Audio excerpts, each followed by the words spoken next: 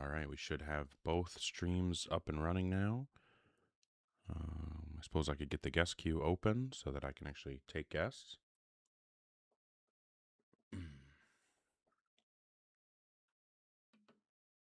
And we'll see whether or not people want to actually have conversations tonight. If people want to actually engage in the topic.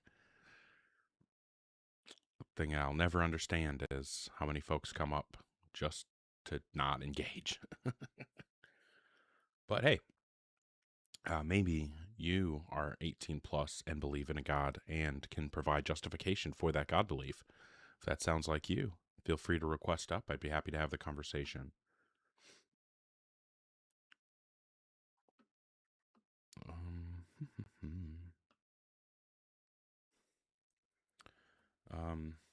Yeah, nothing too exciting going on here. But like I said, hoping to have some good faith conversations. We'll see whether that happens or not. As I was saying, the requirements are that you're 18 plus and that you have some kind of argument or evidence that would provide rational justification to believe in a God. Give me 1 sec, and then I'll try to bring up the first guest.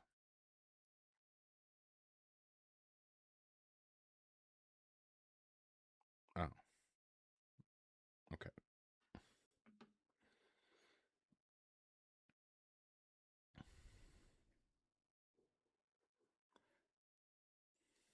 Hey Olga, how are you, buddy? Yeah, do you have anything of substance to discuss this time?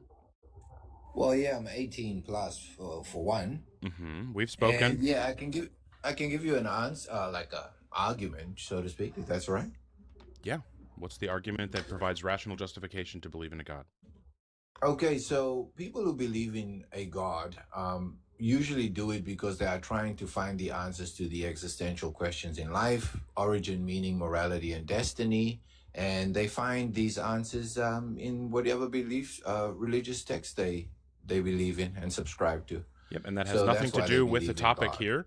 So, do you actually want to engage in the topic or not? Uh, Are we saying why people believe in God, or is God fiction? We're talking about rational justification, propositional justification for the belief that it is true that God exists. Well, the fact that it gives the answers to the life's existential questions, right?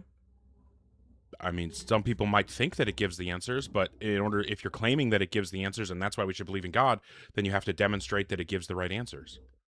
Okay, so what if those right answers are good enough for that person? That has nothing to do with the topic. You're saying the reason to believe in God is that it provides the right answers to certain questions. How do you demonstrate that it provides the right answers to those questions? Yeah, it provides satisfactory answers to life's I existential don't care if questions, it is what I provides mean. satisfactory answers. Do you have any argument or evidence that it's rational to And believe in we don't God? care that you don't care that it does it, Okay, right? fair enough. All right, well, never come back, please.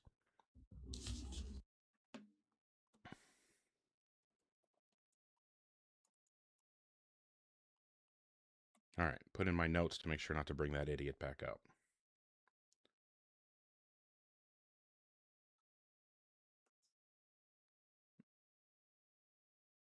All right. So yeah, if you're in the guest queue or thinking about joining the guest queue, please make sure that you're 18 plus and that you have some kind of argument or evidence that would provide rational justification to believe in a God.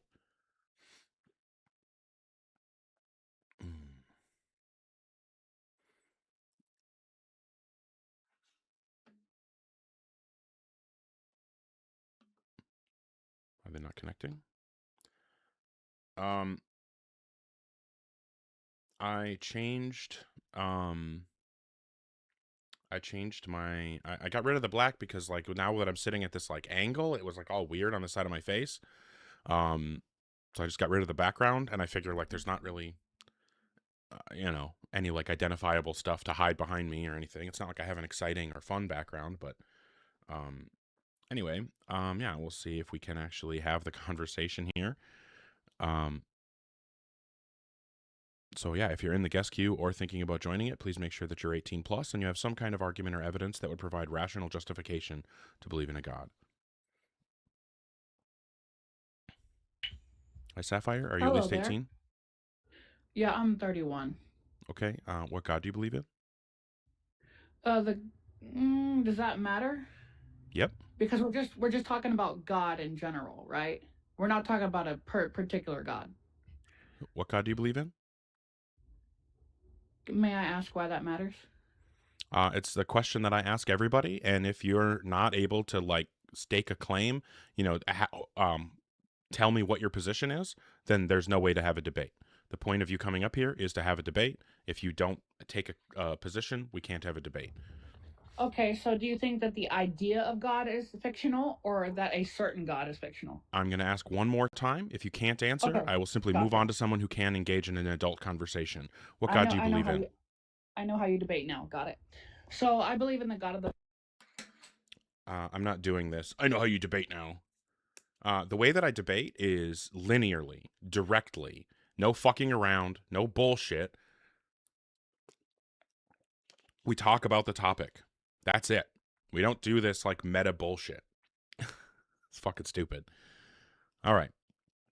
So yeah, if you are in the guest queue or thinking about joining the guest queue, make sure that you're 18 plus, that you have some kind of argument or evidence that would provide rational justification to believe in a God, and that you can actually directly engage when you're asked a question.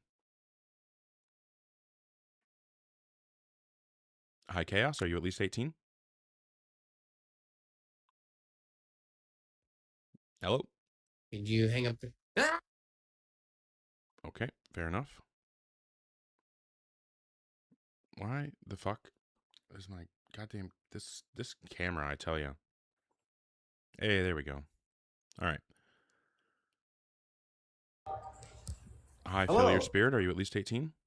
Yes. Okay. What God do you believe in? Abrahamic faith. That's ambiguous. I'm asking you to directly give an informative answer to the question. What God do you believe in? Yes, the God of Abraham. That is my religion. I believe in all of them. Okay. I will ask you one more time. And if you don't give a direct answer, I'm just going to move on. What God do you believe in? I don't have a particular one. That's what I'm saying. I just believe in what I've been taught through life. Yep. So it's not possible to believe in the Abrahamic God, because either you believe in a God that has a son, or you don't. Either you believe in a God that allowed Muhammad to split the moon in two, or you don't. You believe in a God that allowed Moses to split the Red Sea, or you don't. There are lots of different things that you might believe or might not believe, depending on which version of the God it is. So again, this is a really fucking simple question.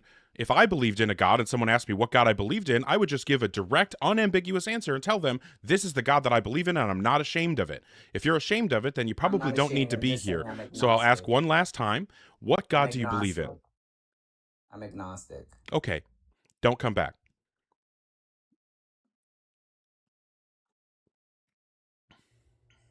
Hi, Zeus, are you at least 18?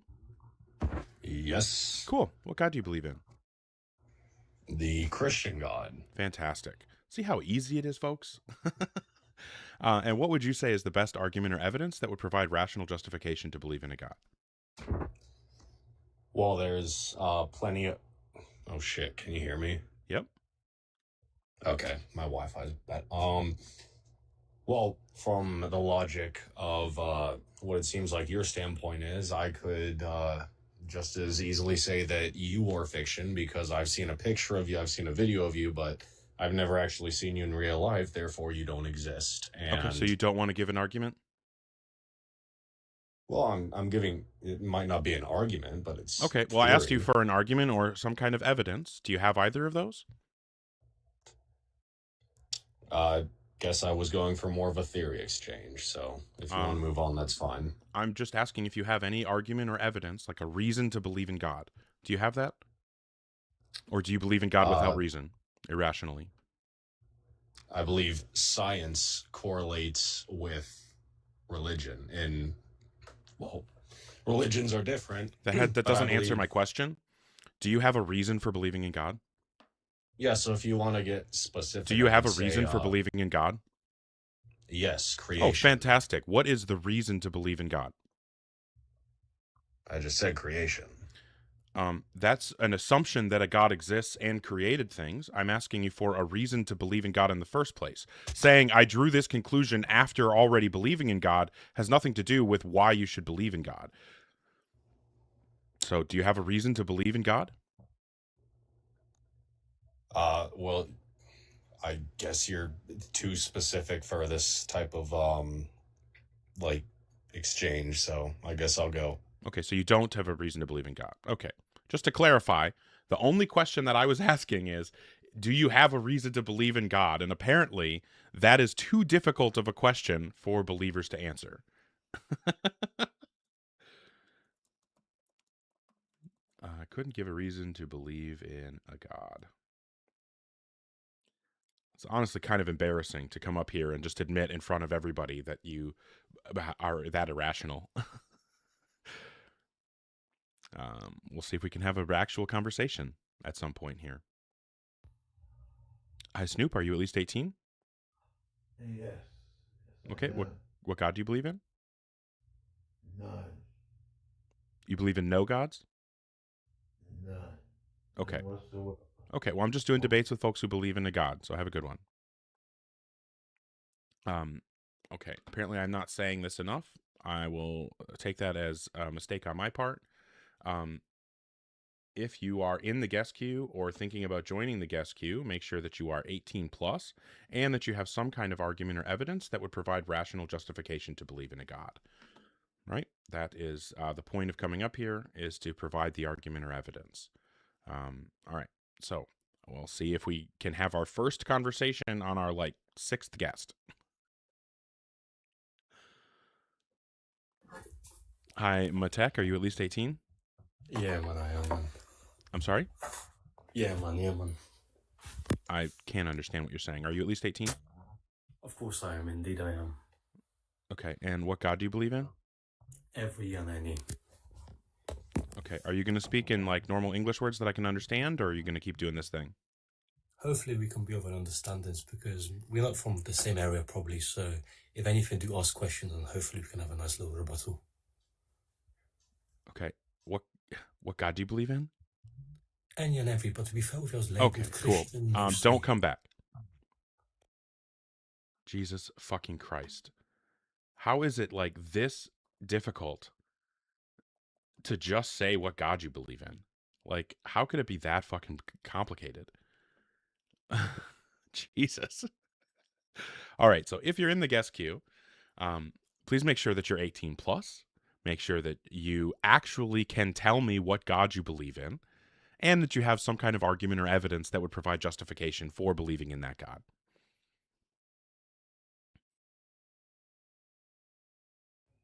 Hi, Nomad. Are you at least 18? Yes, I'm 35. Cool. And what God do you believe in? Tezcatlipoca. What? Tezcatlipoca is an Aztec god. And is this a immaterial mind that created the universe? No, belongs to a pantheon of gods that. Okay. Well, so when I say when I'm talking story. about a god, I'm maybe this is just some kind of colonialism or unintentional white supremacy or something. But when I say God, I'm talking about how it's referred to in Western and philosophical literature, meaning an immaterial, personal, ultimate foundation to reality. Do you believe in something like that? I do believe something like that exists, an alternate being, but not something that we could ever interact with. What is the reason to believe that thing exists? Well, there's simulation theory, multiverse theory, and then infinite monkey theory that together. None of those have anything to do with whether or not a God exists. So I'll ask again, is there a reason to believe in a God? They do. Nope, none of those have anything to do with it. And if you are so uninformed on all of those things that you just brought up. You want to be wrong. All right, fair enough. So if you're so uninformed on these topics that you think that simulation theory would be a reason to believe in a God, then, there's just no way to have a conversation. Holy shit. Wow. This isn't that tough, folks. All you need to do is just actually believe in a God, and be able to tell me what God you believe in when asked, and then actually provide the argument or evidence that provides the rational justification for belief in that God. Okay? Yeah, I'm going to continue kicking guests that don't engage. If you don't like it, fuck off. I don't know what to tell you. Go run your own stream and do it however the fuck you want. I don't care. And you know what's not going to happen if you run your own stream and you do it the way you want? You won't see me in the comments telling you to do it my way, right? So you can fuck off trying to tell me how to run my own stream. Okay? Glad we're all on the same page.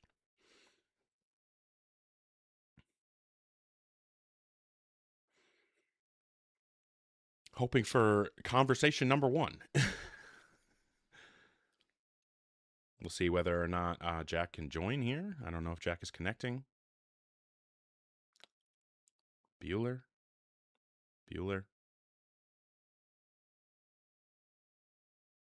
Apparently not. So if you're in the guest queue or thinking about joining the guest queue, please make sure that you're 18 plus and that you have some kind of argument or evidence that would provide rational justification to believe in a God.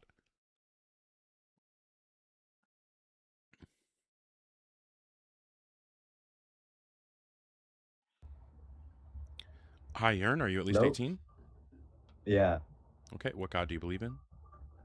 none. Okay. No, I just wanted to come on.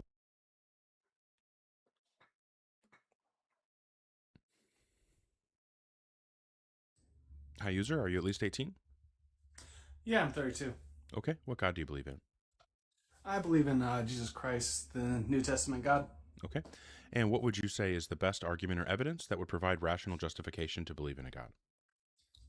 Yeah, I tend to lean more towards the, like, how did everything start? How did everything begin? What started it all? There has to be an uncaused cause. Okay. Those are just a bunch of questions. And then you just like made a bold assertion at the end there that has nothing to do with anything. So is there like an actual like argument or some kind of evidence that you can provide that would justify belief in a God? I get what you're saying, but can I ask what your argument for an uncaused cause is? And if not, that's fine. I'm not trying to be a dick. Just genuine question. I didn't say anything about an uncaused cause. I haven't made any claims regarding uncaused causes. I'm asking you to provide some kind of argument or evidence that would justify belief in a God. Is that something you're capable of doing? Yeah, sorry. I think there has to be a cause for all of this. And there has to be an uncaused cause, right? I don't. Okay, so do you just is your entire argument just saying the phrase uncaused cause? Is that the whole argument? Or is there anything of substance? Because I could just say phrases too, right? Like there are no gods because grass is green. I mean, there's no connection between those things, and it's a phrase, but it's not a reason to believe anything. Do you have an argument? Is there evidence you can present? Anything like that? Or do you just like say phrases and cross your fingers that it's going to be good enough? Okay. I mean, I guess I would leave too. Look at that. See, I didn't drop them. and still nothing. Like, what the fuck? God's really sending his best tonight, y'all. So if you're in the guest queue or thinking about joining, please make sure that you're 18 plus and that you have some kind of argument or evidence that would provide rational justification to believe in a God.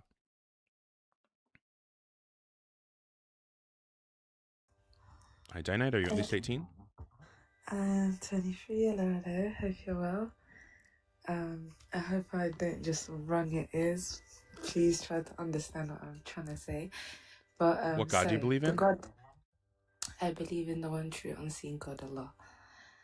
Okay, and what would you say is the best argument or evidence that would provide rational justification to believe in a God? The first thing, I know the other guests said as well, but I believe things happen for a reason. And also the logic that I attest to, which is science, is based upon causes. So that, and also physics stating that the second law of thermodynamics stating that energy would have run out if stars were eternal, or if universes were eternal, leads me to think that something has caused this to be. Okay, and okay, yes, so here's the issues. All right, so you've given me three different attempts at arguments, and I think that we can knock them all down really fast here. Things happen for a reason. That's just a platitude. Doesn't mean anything. In the sense that, effects can be traced back to their causes. Sure, we could say in that way things happen for a reason, but to demonstrate that things happen for, like, this is what I call a deepity, because there are two senses that you could take the phrase things happen for a reason.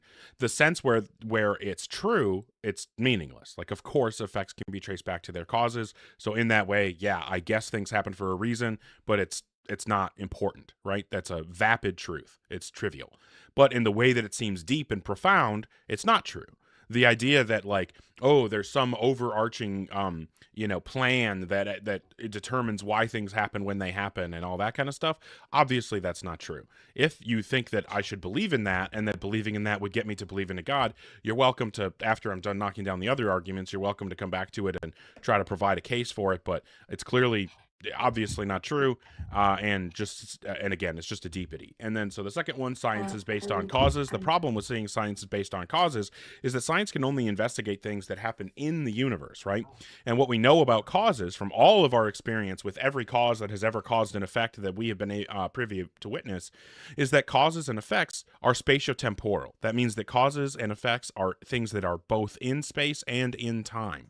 Unfortunately, space and time, hey, thanks for the hat, Poopman Jones. Space and time are both features of the universe. So what that tells us is that, from as far as we can tell, cause and effect are things that can only happen inside the universe. I don't know what it would even mean to say that there was a cause or an effect outside the universe. So there is nothing from science that would give us any reason to believe that cause and effect could be something that we could meaningfully talk about in a way that would have to do with the creation or beginning of the universe. So then the third argument that you gave was about the second law of thermodynamics. You're trying to refer to entropy, and this is just a gross misunderstanding of what entropy says and what science has to say about entropy. Entropy obviously is just, the number of microstates associated with the given macrostate. Things tend toward disorder. Fine. This is something that doesn't apply universally across the universe. It cannot, energy isn't well defined on cosmic scales. So talking about, micro and macro states on a cosmic scale doesn't make any sense, because we don't actually know about how to, define energy on that scale. So we cannot talk about what entropy would and would not cause us to expect on a macro scale. And additionally, even if we could talk about entropy on a macro scale, or on a cosmic scale, it would be irrelevant, because your claim that if the universe was infinite, energy would have run out or some nonsense like that is just a complete misunderstanding of what it would actually mean for entropy to apply on a cosmic scale, and the fact that we know about mechanisms that, if they exist, would reverse entropy.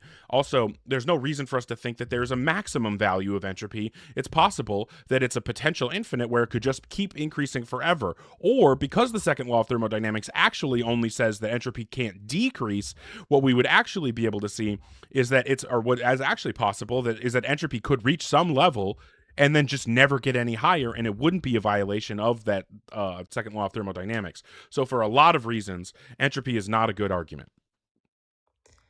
Okay, you have said a lot of things, and I have a lot of things to address. Well, so I'm gonna you try gave and three address- arguments, so I gave you three refutations. If you want to focus on one argument at a time, then, I would prefer that, but I guess it's up to you.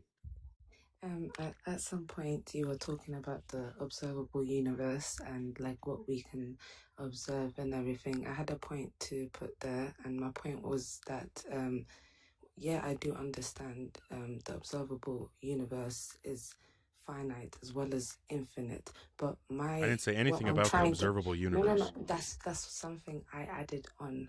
But I'm saying You said that I said something about the observable universe, and you were going to respond to it, but I didn't say anything like that. So I don't know what you're responding to. Can I land my point? No, because you're just making shit up. I will let you talk if you're actually on topic and responding to things that I said that are relevant, but instead you're just making up shit that I didn't actually say. Are you gonna let me talk? I just explained to you what the criteria is for me to let you talk. Did you hear it? So Did you understand what I said, Dynite? Did you understand what I said? I understood what you said. Okay, what did I say? So what did I say? You need to address my points, and I'm trying to do that, but you did a whole soliloquy. So I'm over here trying to get... If you didn't want me to talk for so long, then you shouldn't have given three arguments in a row, because then I have to respond to all three arguments. You didn't even let me summarize up my argument. You gave 3 But different that arguments, aside, and I responded let's to not all of them. let's not make this personal, okay? Let me just try and get my point. I'm sorry, is that coming across as I didn't say anything about you personally. All I said is what happened in this conversation. You came in, I asked you for an argument or evidence. You provided 3 different arguments, or at least you vaguely gestured at 3 different arguments. So, and my response to you was to refute all 3 of them. And then your response to my refutation was to make up shit that I didn't say and say that I said it. okay? Can I land my point, or are you If it's gonna relevant. Okay. Is this relevant? Is what I'm about to say relevant? What I'm trying to talk about is contingent is dependency and independency. In terms of the observable universe, it's finite as well as infinite. We can That's a contradiction. observe.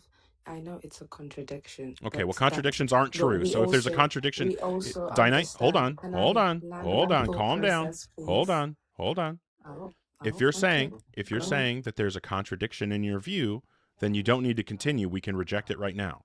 It's not a contradiction. You It's just what agreed that it was a science contradiction. attests to. You said that the universe is infinite and finite. If you mean that it's infinite and I finite in said the same sense, the then that's a contradiction, observable and therefore we universe. can reject your view. The observable universe is finite, but you also know, if I'm not sure if you do know, but particles, when observed, they move different. No, I don't know if that's you a look. misunderstanding Do you of know quantum the? physics. Do you know the double slit Yes, and I know that you're misrepresenting it. experiment? How am I misrepresenting it? Yeah, because it has nothing to do with observation. It has to do with interaction. Those are 2 different things. It has everything to do with observation. No, it sounds When like maybe you just observed, need to go do some research before you try to have these conversations. I think I do know what I'm talking about because I did Okay. write a whole paper on it. But since you do know more than me, I'm gonna leave you to it. Would you like to carry on the conversation? Can I land my point? Or Well, I mean, if you stop contradicting yourself and you stop, straw manning right me now, and we're saying not irrelevant shit, then I won't using have to my interrupt you. scriptures. Right now, we're not using my scriptures. I'm literally talking about science. I'm What the talking fuck? I didn't say about anything about logic. scriptures. What are you Okay, talking about? okay. You don't need to cuss. It's all right. I can say whatever the Calm fuck I want on my live stream. down. Okay. I'm sorry. You're too funny to me. Like, I'm trying to have a conversation, and you're over here mad. Like, Oh, I'm real why are you mad. Yeah, you mad? can tell I'm just so angry. I'm just No, it's confused. your eyebrows. No, it's your eyebrows. I I'm know, just and you like, know me I'm so trying. well that you're really good at reading my facial expressions, right? No, I don't know you Yeah, so well, but exactly. So I'm maybe you also shouldn't make good. assumptions about I'm what my emotions also I'm feeling. good at Anyway, picking up do you actually facial want to discuss expressions. substance or no? I do. Oh, Would you like me to get fantastic. to it? What's an actual argument for God? So again, what you stated about the second law of thermodynamics, you said it's about atrophy, and it has nothing to do with like causes and like God or whatever. Cool, but I'm saying both maths, science, and physics point to there being like physics states that energy is not eternal. Math states that there is a beginning. Oh, you don't get to just make shit up, Dynite. You know I'm Okay, not going to let you you know get what? away with that, right? Okay then. Correct me. Where did I go wrong? You said that physics says that energy is not eternal. Physics doesn't tell us that. You said that Is math says energy that there's a is beginning of the energy universe. is Math energy doesn't say eternal? anything like that. Let's debunk that. Is energy eternal or not? Is energy eternal? Yeah, energy can only be transferred. It can change forms or whatever, but yeah, I mean, energy isn't created or destroyed. See, if you're gonna hold me accountable when you don't understand what I'm saying, I'm gonna hold you accountable when you're lying. Energy is not eternal. We can search that up. I mean, I'm not a Wikipedia, but What's your I source? do know. I don't have my laptop. Okay, let me get my source. Can I go on thingy and then can I come back? Do you have the time for that, or would you like to write someone else? I'm Can I just get my asking you source? to tell me the source where you learned that energy can be created and destroyed. So again, I stated the second law of thermodynamics. That has nothing to do with energy being created or destroyed. You're confused. I might. Hold on. The second law of thermodynamics is simply entropy. That in a closed system, entropy increases, or excuse me, entropy can't decrease over time. Yes. Yeah, the total So, entropy of a closed system can't so, decrease over so, time. So that doesn't so, tell us what anything does about that? whether or not energy is eternal. What doesn't that state? Isn't that like? Doesn't that mean that stars would have had a heat wave if like they would have if it was forever, if they existed eternally? Like physics states that it's not eternal in terms of like stars die. Do you understand what I'm saying? I think I know what you're trying to say, and you're not actually saying what you think you're So saying, but I think I say understand what you're say trying to it. say. And what I would like to explain to you is that you're Mm, simply wrong. What you're trying to say is that mm, because of some people who don't understand entropy, you've mm. been taught that if the universe was infinite, that energy would like run out or something like that. That's just a misunderstanding, right? So is that not true? That's what you're saying, that it's not true. Right. It's not true that energy would have to quote unquote run out if the universe was infinite. What you're trying to say is that you think that if the universe exists for a certain amount of time, that the universe would reach heat death. That's what you're trying to say. But the thing is that we have many live cosmological models. We don't know for sure which cosmological model is correct, so we can't definitely rule out the live ones. And among the live ones are ones that have mechanisms that would reverse entropy. So knowing that we don't have But knowing that we don't have a reason to believe that entropy cannot be reversed, there's no reason for us to think that heat death is inevitable. And if we don't think that heat death is inevitable, then we can't be drawing conclusions based on the inevitability of heat death. That's what you're trying to say. You're trying to say that heat death is inevitable. Therefore, we should conclude that the universe has a beginning at a finite distance into the past, because if it was too far into the yes. past, that the universe would have died, the heat death. I'm explaining to you that that's not correct. You're mistaken. You don't understand cosmology, so I recommend that you do some research Could into you cosmology. well, one second. You said that there was different cosmological theories and everything. Mhm. Could you put a theory that like goes against what I'm saying? Because Well, one cosmological model that would involve a resetting of entropy would be the big bounce, big crunch model. That says that something a the bounce, cyclical. yeah, a Oh, cyclical or breathing universe would be an example of a universe where entropy would reset. yeah, but even then, it still applies Nope. because it still has a beginning. No, it Well, doesn't have a the bounce, beginning. yes, No, it there's no it beginning. It's an collapses, infinite and then series of bounces and crunches. yes, So but there's no even beginning. there's a point where has to bounce back, Yeah, but and that's not a then beginning. That's just a change of it's a states. starting point. No, it's It's not a a starting starting. point. You're misunderstanding. How It's not a starting point. how can you okay? I'm not gonna say no. That's okay. How can you say that? Because a starting point would mean that there's a beginning and there is no prior point. But if there's infinite series of big bounces and big crunches, then at any time you look at a state prior to a big bounce, there was a big bounce before it, and there was a big crunch before that, and a big bounce before that. So there's So never a it means first it bounce, and there's never a ended. first crunch. So it means it had not a beginning, but a starting point, and No, then it. there's not a starting point. If there's an infinite series of bounces and crunches, there is no first bounce, and there's no first crunch. There's no starting point. Huh. And there was my other point was maths in terms of any like multi-universe, any cyclical universe. Wait, I'm going to. I wrote this up. I know my English is bad, but I'm gonna quickly read it and then come back to you. Okay. Okay, you're gonna come back another time. I can't hear you. I just went out, but yeah, I could do that. I could come back up. I could read it and then come back up. Okay, yeah. If you want to come back another day or something, we could try Not talking another again. day. I'm coming back up right now. You better after your other guest. Thank you. I mean, you're welcome Bye. to request again. Take care. All right. Bye.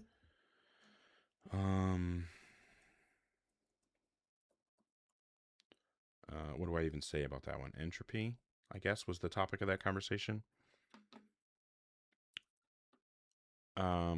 Okay. Well, hey, before I bring up the next person, thanks everybody for hanging out, for interacting. Looks like we have like almost 7,500 likes. I appreciate that. And I appreciate all the shares. Thank you to all the new followers, like 25 new followers so far on the stream. That's fucking awesome. Thank you.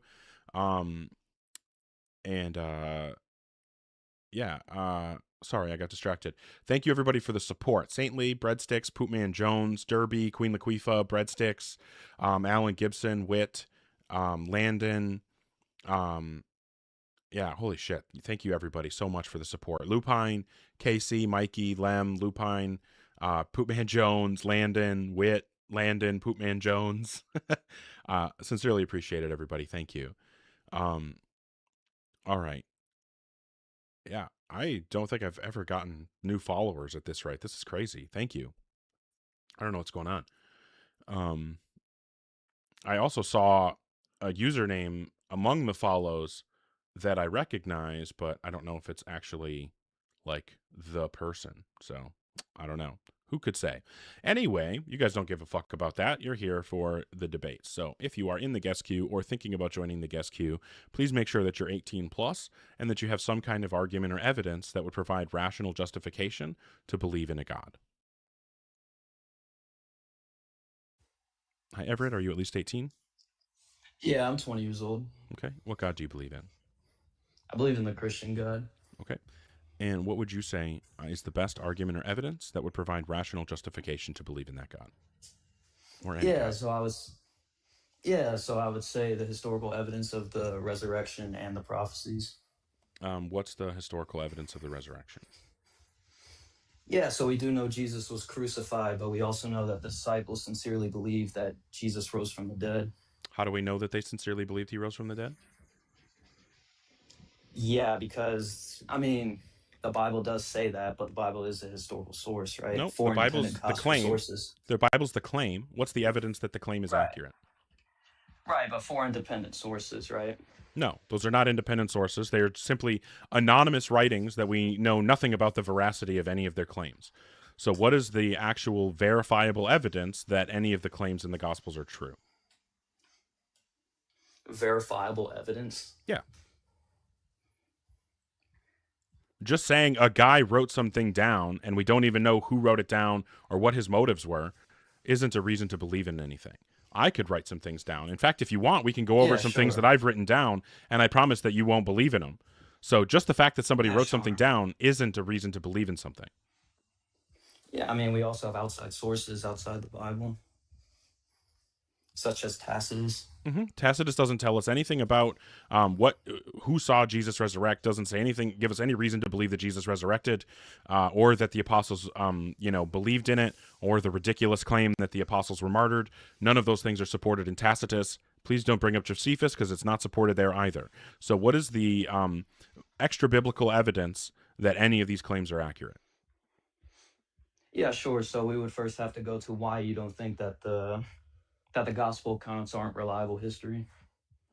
No, you're the one giving the argument. It is your dialectical burden to provide the support for your argument. Can you provide the justification for why I should believe the claims in the Bible, in the Gospels? Yeah, because it's written as history. It's not written. Yeah, I know, but a lot of things are written as history. Do you believe in do you believe that Aristeus rose from the dead and flew around with Apollo as a raven? Yeah, that's not history. Do you believe that Aristeus rose from the dead and flew around with Apollo as a raven? Right, but that's not written. Do you believe that Aristeus rose from the dead and flew around as a raven with Apollo? No, but that's Oh, fantastic. Well, you want to know the name of the book where that story is recounted? You know what that book is called? Take a guess. Just a wild guess. What? The Histories. Because it's a history book. People in that time, 2,000 years ago, when they were writing what they thought was history, they had a very different standard than the way we think of history now. So they were writing down the things that they believed about the world. And things that people back then believed about the world are things like dreams are just as reliable indicators of reality as waking experiences. They believe that visions are reliable just like a normal waking experiences. They believe that fucking talking animals. They believe in all kinds of wacky shit. So yeah, when they were writing down history, they did record actual events, things that really happened, like city names and names of real people and events and battles and things like that. Yeah, sometimes those things got recorded. But you know what they also said? They said shit like Marduk helped win wars, and they say shit like Zeus actually came down and impregnated a bunch of women, and they say shit like Aristeus rose from the dead. So just because some people wrote it down and the people who were writing it may have thought that it was history has nothing to do with whether the claims are true. So now I'm done talking about this nonsense. I'm done justifying my position and allowing you to shift the burden onto me as if it's somehow my responsibility to make an argument against your argument. You came up here with the position that God exists. You are making a case for why we should believe that God exists. In order to do that, you have to motivate your claims, give us reason to think that your claims are accurate. So it is your job, because you're saying the reason to believe in God is Jesus' resurrection, the apostles believing in it, etc. It is your job to demonstrate that those things are true.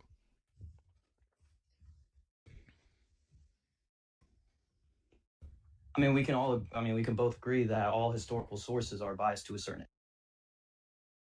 So are you able to provide evidence, or are you giving up? Because that sounds like you're giving up to me. Yeah, I am. That's not giving up. Okay, so instead of saying some coping, we can go on to the prophecies if you.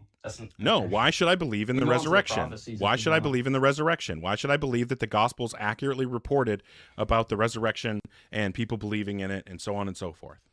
Provide the evidence or concede that there is no reason to believe in that. Yeah, I mean, even secular scholars themselves agree that there were martyrs and people sincerely believe. So are you going to provide the evidence? So... I am, but no, you're not. Saying secular scholars agree is not providing evidence. That's making another claim. Do you understand the difference between making a claim and supporting a claim? So what would be... Do you understand the difference between making a claim and supporting a claim? This is a yes or no question. Yeah, sure. So are you saying that you do understand the difference?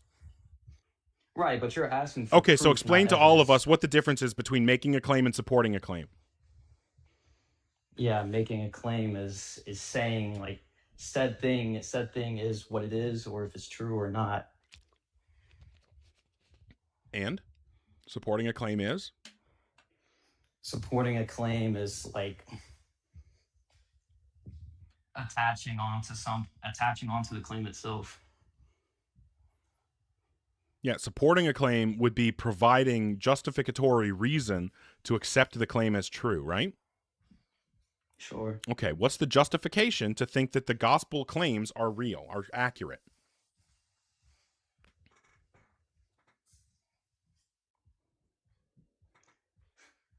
I mean, I can bring up evidence, but you're not going to be happy with this evidence. I don't believe that you can bring up evidence. You have made it pretty clear that you aren't capable of doing that. I would love to be surprised, though. I'm just kind of confused. Like, why would secular scholars such as Bart Ehrman believe this?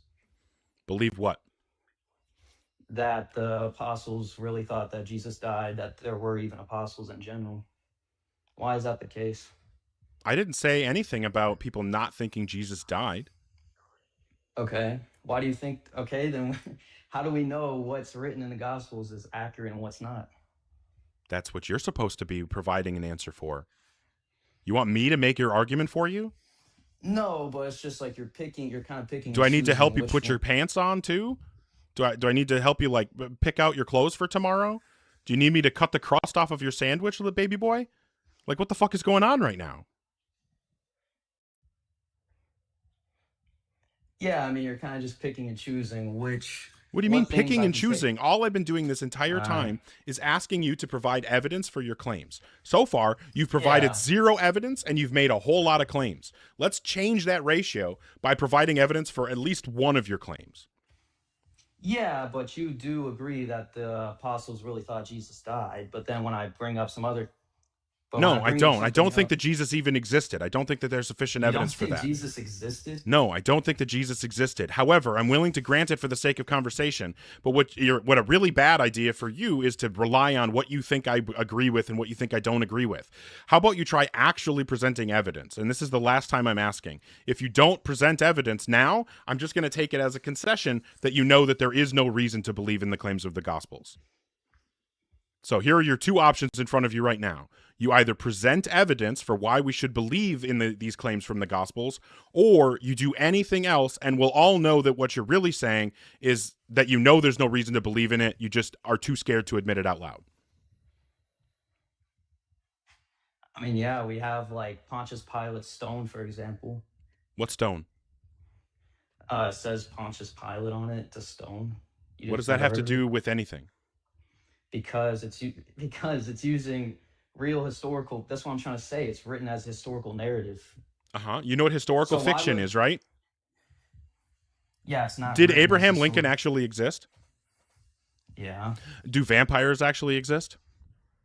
No. Okay, but you know that there's a book and even a movie based on the book called Abraham Lincoln Vampire Hunter where he fights vampires, right? Yeah, sure. Okay, so you agree that a story can have real historical places and real historical people in it, and the details of the story not be true, right?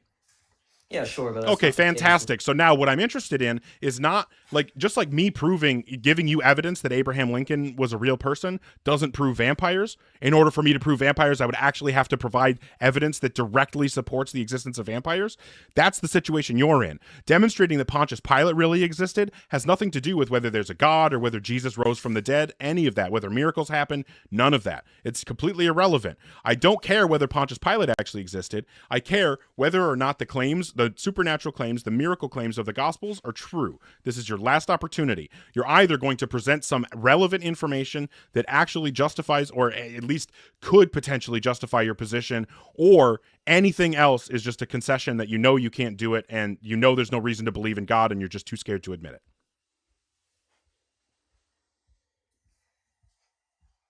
I mean, yeah, it's just I think the Gospels still count as writings. They still count as... Okay.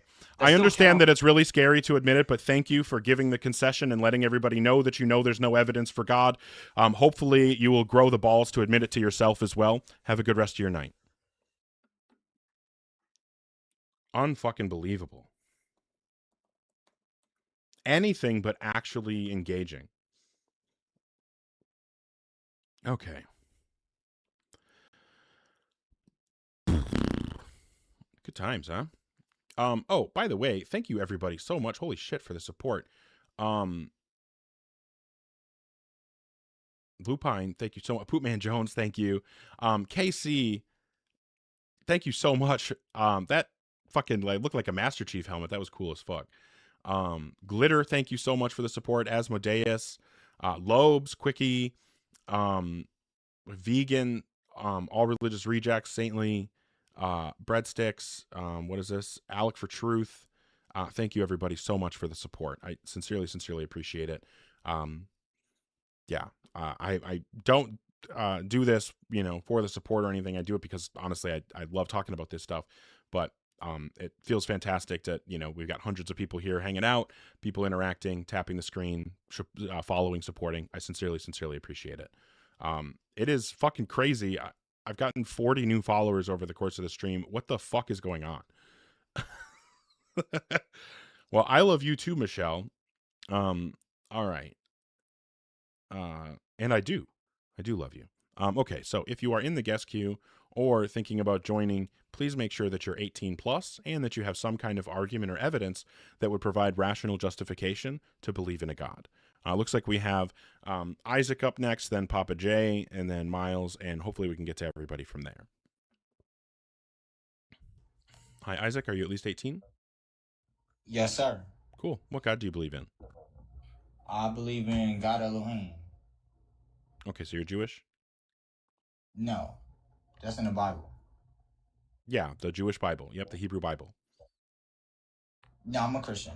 Oh, okay. And what would you say is the best argument or evidence that would provide rational justification to believe in a God? So, based on my little bit of knowledge, I think my favorite evidence to go with is, in my experience, life has only come from life. I don't I think know that you you probably believe heard this that. before. I Why don't. not? I don't think you believe that Okay. because God's not Tell me alive. why. God's not alive? No. Do you know what life is? Wait, why do you say God isn't alive? Because if we look up the definition of life, God Mhm. doesn't fit that definition. God is eternal. Life isn't eternal.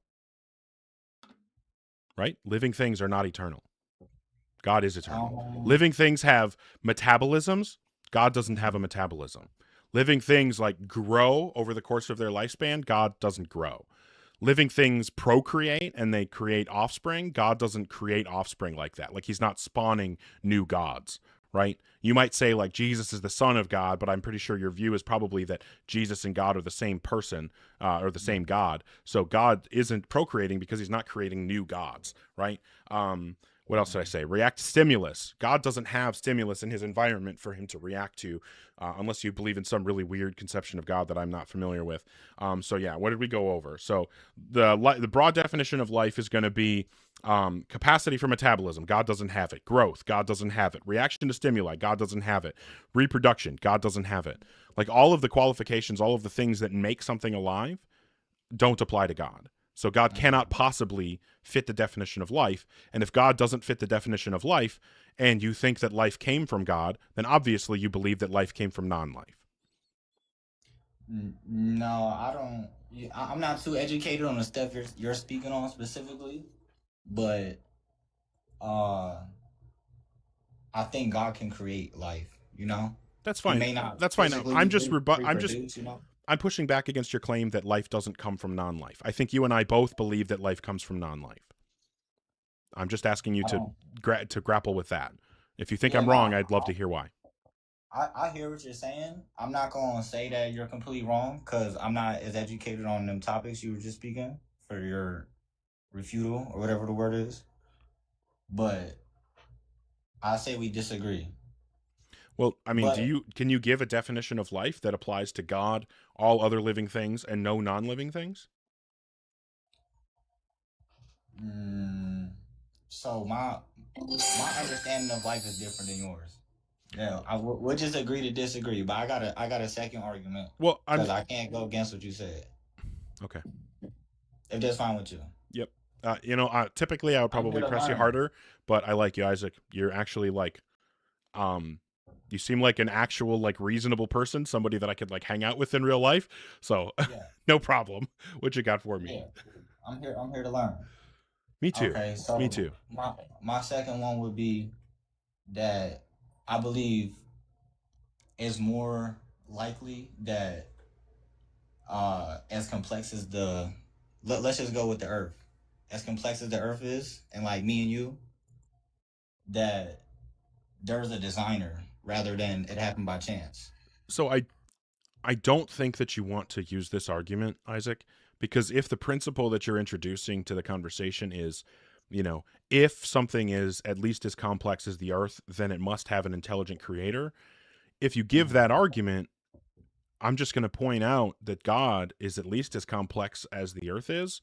So by your logic, God must also have a creator. But if God has a creator, then he's not really God.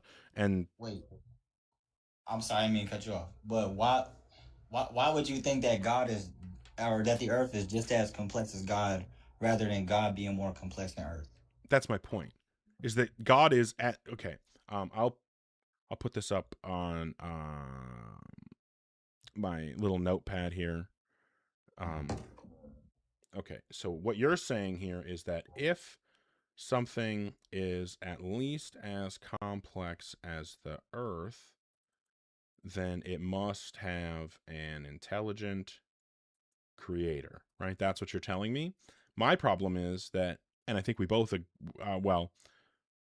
agree that under your view, it's going to be true that God is at least as complex as the earth. At least it's complex. Okay. Yep. And what we know from the first premise that I wrote, which is just what you told me, if something is at least as complex as the earth, it must have an intelligent creator. The only conclusion is God must have an intelligent creator. And if we're saying that God, so then where I would go from there is that if God exists, he doesn't have a creator. So then our new conclusion is going to be God doesn't exist. So I think that if you, so No. that's why immediately when you said this thing right here, I told you I don't think you want to say that, because then the conclusion that's going to bring you to is that God doesn't exist. So I Okay, don't, no. I don't think that you want to say this. I see what you're getting at, but my position that I'm holding is that God is eternal. So eternal things can't be created. Yeah, but now what you're doing is you're special pleading. You gave a principle and you said, this is true all the time. It's always true that if something is at least this level of complexity, then it has a creator. And then you said, well, except this thing over here that reaches that level of complexity, that thing doesn't need a creator. That's called special pleading. So what you want to do is give a different argument, a different initial principle. The earth was just an example. Right, but the reason you used it as an example was you said the thing that it was standing in for was just a level of complexity. You said anything that it has at least this level of complexity must have a designer, but then we both agreed that your God has at least that level of complexity. So based on your argument, your God must have a designer. Okay, so my original argument was that I think it's more likely that there's a designer rather than it happening by chance. Right, and so then it would be just as likely that your God has a designer actually, I'm sorry, it would be more likely that your God has a designer than the earth having a designer. So however likely you think the complexity of the earth makes it that the earth has a designer, it's even more likely than that your God has a designer. So that's why I'm telling you I don't think you want to give this argument. It's blowing up in your face right now.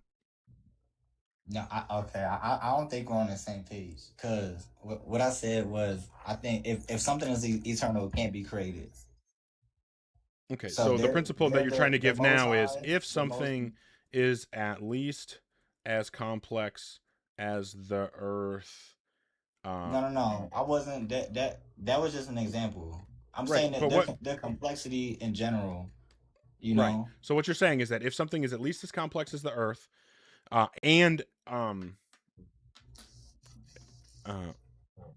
give you a better example? Here, well, we don't need an example. It's not the example that's the issue. If something is not eternal and at least as complex as the earth, then it must have a creator, right?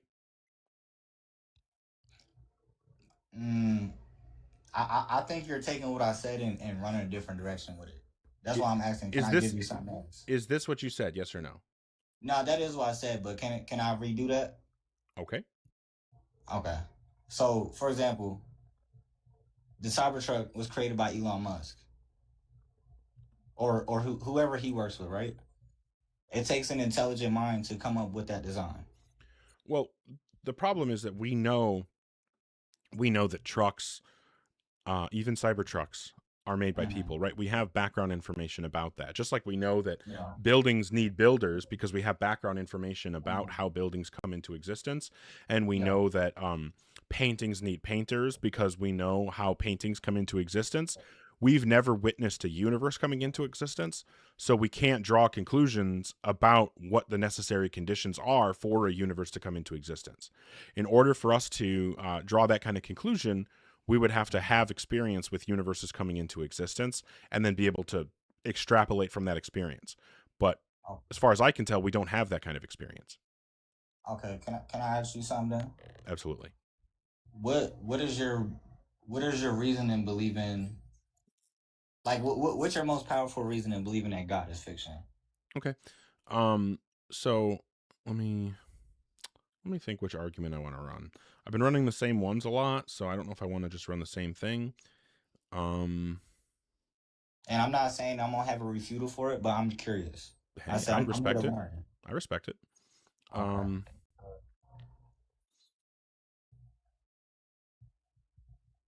Okay. I'm going to give an argument that I don't know if I've actually run before.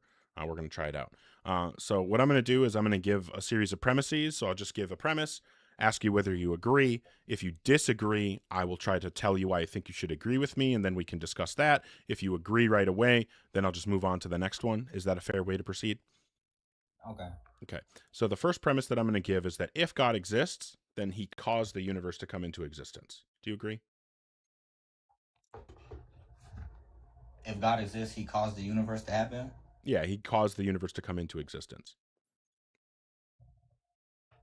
Okay. Okay. And then my second premise is that if God caused the universe to come into existence, then God caused space and time to come into existence. Okay. Okay.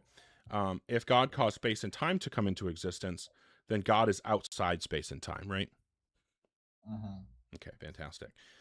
If God is outside space and time, and all causes are inside space and time, then God did not cause the universe to come into existence, right? I wouldn't... Wait, say it again?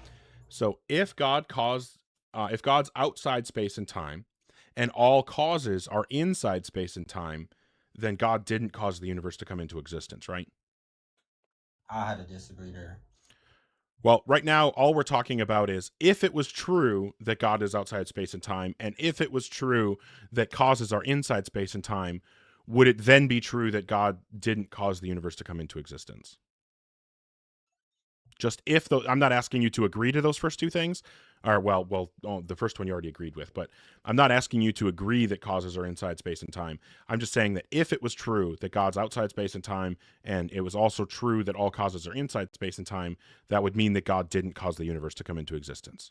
Would you agree that if those first two things are true, then the last part is true? No.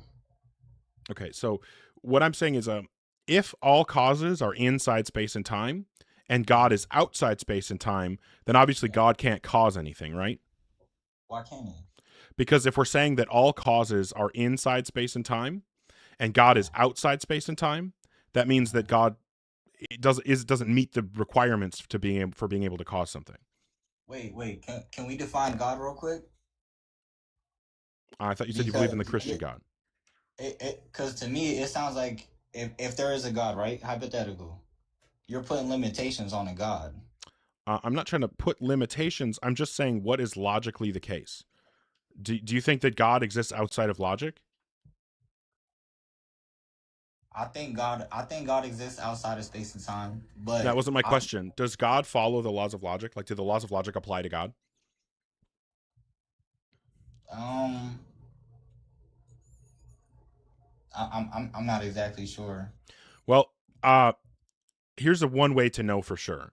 When you think about God, do you know what you're thinking about and what you're not thinking about? Not exactly, no. Okay, so you actually don't know what God is and what God is not. Like I couldn't picture what God looked like. No, what I'm saying is, like, when you think of the concept of God, do you know that you're thinking of God and you're not thinking of a 1994 Toyota Camry? No. No, you might be. When you think of God, you might be thinking of a Toyota Camry? Well, obviously, no, I don't believe that, but... I'm just asking, when you if you have a thought about God, do you know whether or not that thought is about a Toyota Camry? Yeah. Okay, and you know that it's about God and it's not about the Camry, right? Yeah. Okay, so what you're telling me is that the law of identity applies to God. That means that the laws of logic apply to God. So if you are capable of knowing that a thought about God is about God and not about God, then that means that the laws of logic apply to God. Okay? So now you have two options how we move forward here. Either you can say that you actually don't know whether your thoughts about God are actually about God, or the laws of logic do apply to God. Okay. I see where you're going, but I wanna take a couple steps back real quick, if that's okay. Because I'm still stuck on the part where you're saying, if I'm agreeing that God created time and space, and then he created a cause, whatever, that if he's outside of that cause, then he couldn't have caused it. Right. What I'm saying is, like, let's say, let's just take God out of the equation. If all causes are inside space and time, and there's some X thing that is outside space and time, that means that X thing can't be a cause, right? See, I don't think that would work because this X thing is a big mystery. No, you're not understanding. If I tell you that in order to ride the roller coaster, you need to be at least 5'4", and someone is 5'2", they're not at least 5'4", we know we can tell automatically without knowing anything else about them that they don't qualify to ride the roller coaster, right? Yeah, unless the person operating it is cool. Well, yeah. Well, we're assuming that the rules hold. So based on the rules, if the rule is you have to be at least 5'4" to get on the roller coaster, and we know someone is under 5'4", we don't need to know any other information about them to know they're disqualified from riding the roller coaster, right? Yeah. Okay, that's what I'm saying about causes. If all causes are in time, right? That's the prerequisite for something to be a cause. Is the first thing you need to know about it is it has to be in space and time. And then we say, well, this thing X is outside space and time. We don't need to know anything else about X. We already know that X can't be a cause of anything. Does that make sense? Yeah, I see what you're saying. I just don't think it applies. Now, what you're saying again is that the laws of logic don't apply to God, which in order to say that, you would have to say that when you think about God, you don't know if your thoughts are about God or about a Camry or about an elephant or about, I was going to say some gross stuff. I won't say that. But anyway, you don't, if the laws of logic don't apply to God, that means the law of identity doesn't apply to God, which means that you have no idea what God is or if God has an identity. In fact, you would have to say that that God doesn't have an identity because the law of identity doesn't apply to God. So, in fact, you would say that you don't know what God is and what God is not, and you don't know whether you are capable of thinking about God or not, because God doesn't. In fact, you would have to say you're not capable of having a thought about God, because in order for a thought to be about God, it has to be about a thing and not about the things that are not the thing. Right? And that is saying that the thought has to comport with the law of identity. But if the law of identity doesn't apply to God, then you can't do that. So if you're able to have thoughts about God, then the laws of logic apply to God. And it sounds like the way that you're trying to get out of the argument that I'm giving is by saying the laws of logic don't apply to God. So here's the thing. Here's what I'm going to tell you, Isaac. Here's the way I want to lay it down. If the laws of logic don't apply to God, you can't believe in God, because a belief is about something. Belief is an attitude, a mental state toward a proposition, about a proposition, right? And a proposition is about a subject and a predicate, at least. Now, if the law of identity doesn't apply to God, God can't be a subject. Therefore, there can't be propositions about God, and therefore you can't have an attitude toward propositions about God. So either the laws of logic apply to God, or it's not possible for you to believe in God. Okay. I understand your argument, and I can't refute it. Okay, I like so your argument. I'm not educated on that. Okay, but what I'm saying, so it sounds like you're agreeing then that because you believe in God, you are committed to saying that the laws of logic apply to God, right? We'll just go with yeah, because I'm a little confused, but we'll go with yeah. Okay, so if you believe in God, that means the laws of logic apply to God. And if the laws of logic apply to God, then my argument isn't a problem. And when I'm saying that because, if X is outside space and time and all causes are inside space and time, X can't be a cause, that will also apply to God, because that's just logic. So if God is outside space and time and all causes are inside space and time, that means that God didn't cause anything, right? So my belief about God is that I just need you to engage directly with what I'm saying, not go off into other beliefs or other tangents. Okay. You asked me. Hold on, Isaac. Yeah, Isaac. Agree with you. Okay, so you asked me to give you an argument. I'm trying to give you the argument, and you're refusing to cooperate. I'm not saying you have to just agree with me, Isaac. But what I am saying is that if you're going to disagree, I need you to actually engage with what I'm saying. Yeah, no, I agree. I agree with what you're going on about. But I also want to bring my belief into it. Well, no, I'm just trying to give you the argument that you asked me to give you. And we Yeah. stalled out on premise 4 here. What I'm Mhm. saying is that if God is outside space and time and all causes are inside space and time, then God didn't cause anything. He didn't cause the universe. He didn't cause anything because he doesn't fit the prerequisite for being a cause. Okay. Okay. So So if that's the case, then my next claim is going to be that all causes are in fact inside space and time. okay, all right. I lie. We gonna disagree. And my thing is that if we're talking about it, like throw the X factor out. If we're talking about God, right? I don't think if there's like a number one, like like he's above all. He, she, them, whatever you want to call it. If they're above all, I don't think you can put limitations and say, "Oh, Yeah, now you you're don't just again count saying that the laws of logic don't apply to God. And as we already discussed, if the laws of logic don't apply to God, you can't have a thought about God. And if you can't have a thought about God, you can't have a belief about God. So again, if you believe in God, you're committed to the position that the laws of logic apply to God. So what you're Okay. trying to do now, the argument that you're giving right now, and here I can put this up on the blackboard here as well, as I like to call it, and because what I'm saying is, oops, this is what I wanted. Okay, so you're saying the laws of logic do He's the only not one that can beat Goku. apply I'm to sorry. the laws of logic do not apply to God, and then I'm saying if the laws of logic do not apply to God, then it is not possible to have a thought about God. And the reason for that is that a thought about something is not about what it's not about, and it is about what it is about. That means that thoughts follow the law of identity. If there's a thing out there that doesn't abide by the law of identity, you can't have a thought about it, okay? And I'm going to say if it is not possible to have a thought about God, then it is not possible to have a belief about God, right? And so now our conclusion is it is not, or well, what I should say here actually is say, if it is not possible to have a belief about God, then Isaac does not believe in God. So our conclusion here would be Isaac does not believe in God.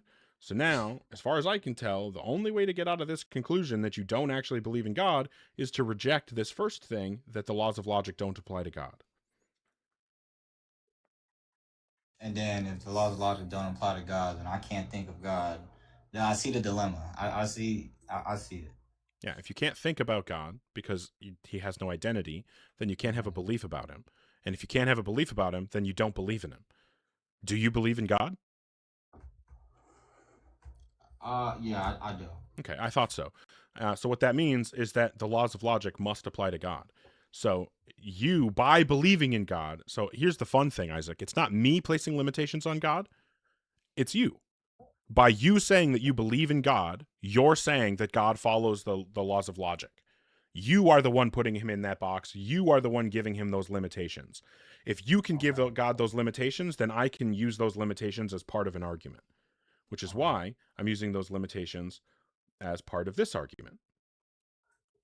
If God exists, then God caused the universe to come into existence. If God caused the universe to come into existence, then God caused space and time to come into existence. If God caused space and time to come into existence, then God is outside space and time. If God is outside space and time and all causes are inside space and time, then God did not cause the universe to come into existence. All causes are inside space and time. Therefore, God does not exist. That, I wouldn't say that's my favorite argument against God, but I think it's a solid one. Yeah, I see. I'm learning. I like it. I appreciate it. Well, go ahead. I was gonna say, can I take you to my scripture argument? No, I don't want to talk about scripture. No. No, I already went back and forth. Yeah, I know. That's why I don't want to talk about it. I'm fucking scriptured out. I hate those conversations. It's like I dislike talking about the scripture almost as much as I hate talking about the Trinity. I fucking loathe talking about the Trinity. Ask Loeb sometime, a buddy of mine who also is an atheist who does debates on here. One time I was on doing a live with him and his topic. One of the topics was about the Trinity. And I thought I was going to have a fucking aneurysm. And he was like, yeah, I'll never make you talk about that again. I don't talk about it. And I dislike the scripture stuff almost as much. The problem is every religion has scripture. So it doesn't matter what's in scriptures or what conclusions we draw from them. What matters is what's the actual evidence. So what I don't want to hear is what's in scripture. What I would want to hear and what I would be interested in, and if you have this kind of argument, I'll entertain it. What I would want to hear is an argument for why we should care what scripture says. Okay, I kind of got one, and this isn't about Jesus was crucified, resurrected because the Bible says so. I don't do that. Okay, well, if it has anything to do with because the Bible says so, I don't want to hear it. No. So this is going to be an argument for why the Bible is reliable, right? This is this is science based. Okay, what's the argument that the Bible is reliable? You've probably heard this before. And I'm more so, even if you didn't, I'd like for you to hear it and your peoples, because they all cool, they funny in the comments. So the Bible explains the water cycle. Oh, Isaac. You don't like this? You don't like this? Oh, buddy. Oh no. Wait, a lot of years before scientists could figure this out though. What's the water cycle in the Bible? So what's the verse? Job 36. Job 36, what verse? 27 and 28. 27 to 28. All right, I'm going to pull it up on Bible Gateway. Oh, my dude, Isaac, my guy. Look, You really think that people didn't know that about evaporation and precipitation? You want to know why I think they couldn't at this time? You want to know why I think they couldn't? It's because it's something that they can't see. When did people learn about evaporation and precipitation? We're going to give it a Goog and see if we can find a source here. Humans have known practical aspects of evaporation for thousands of years.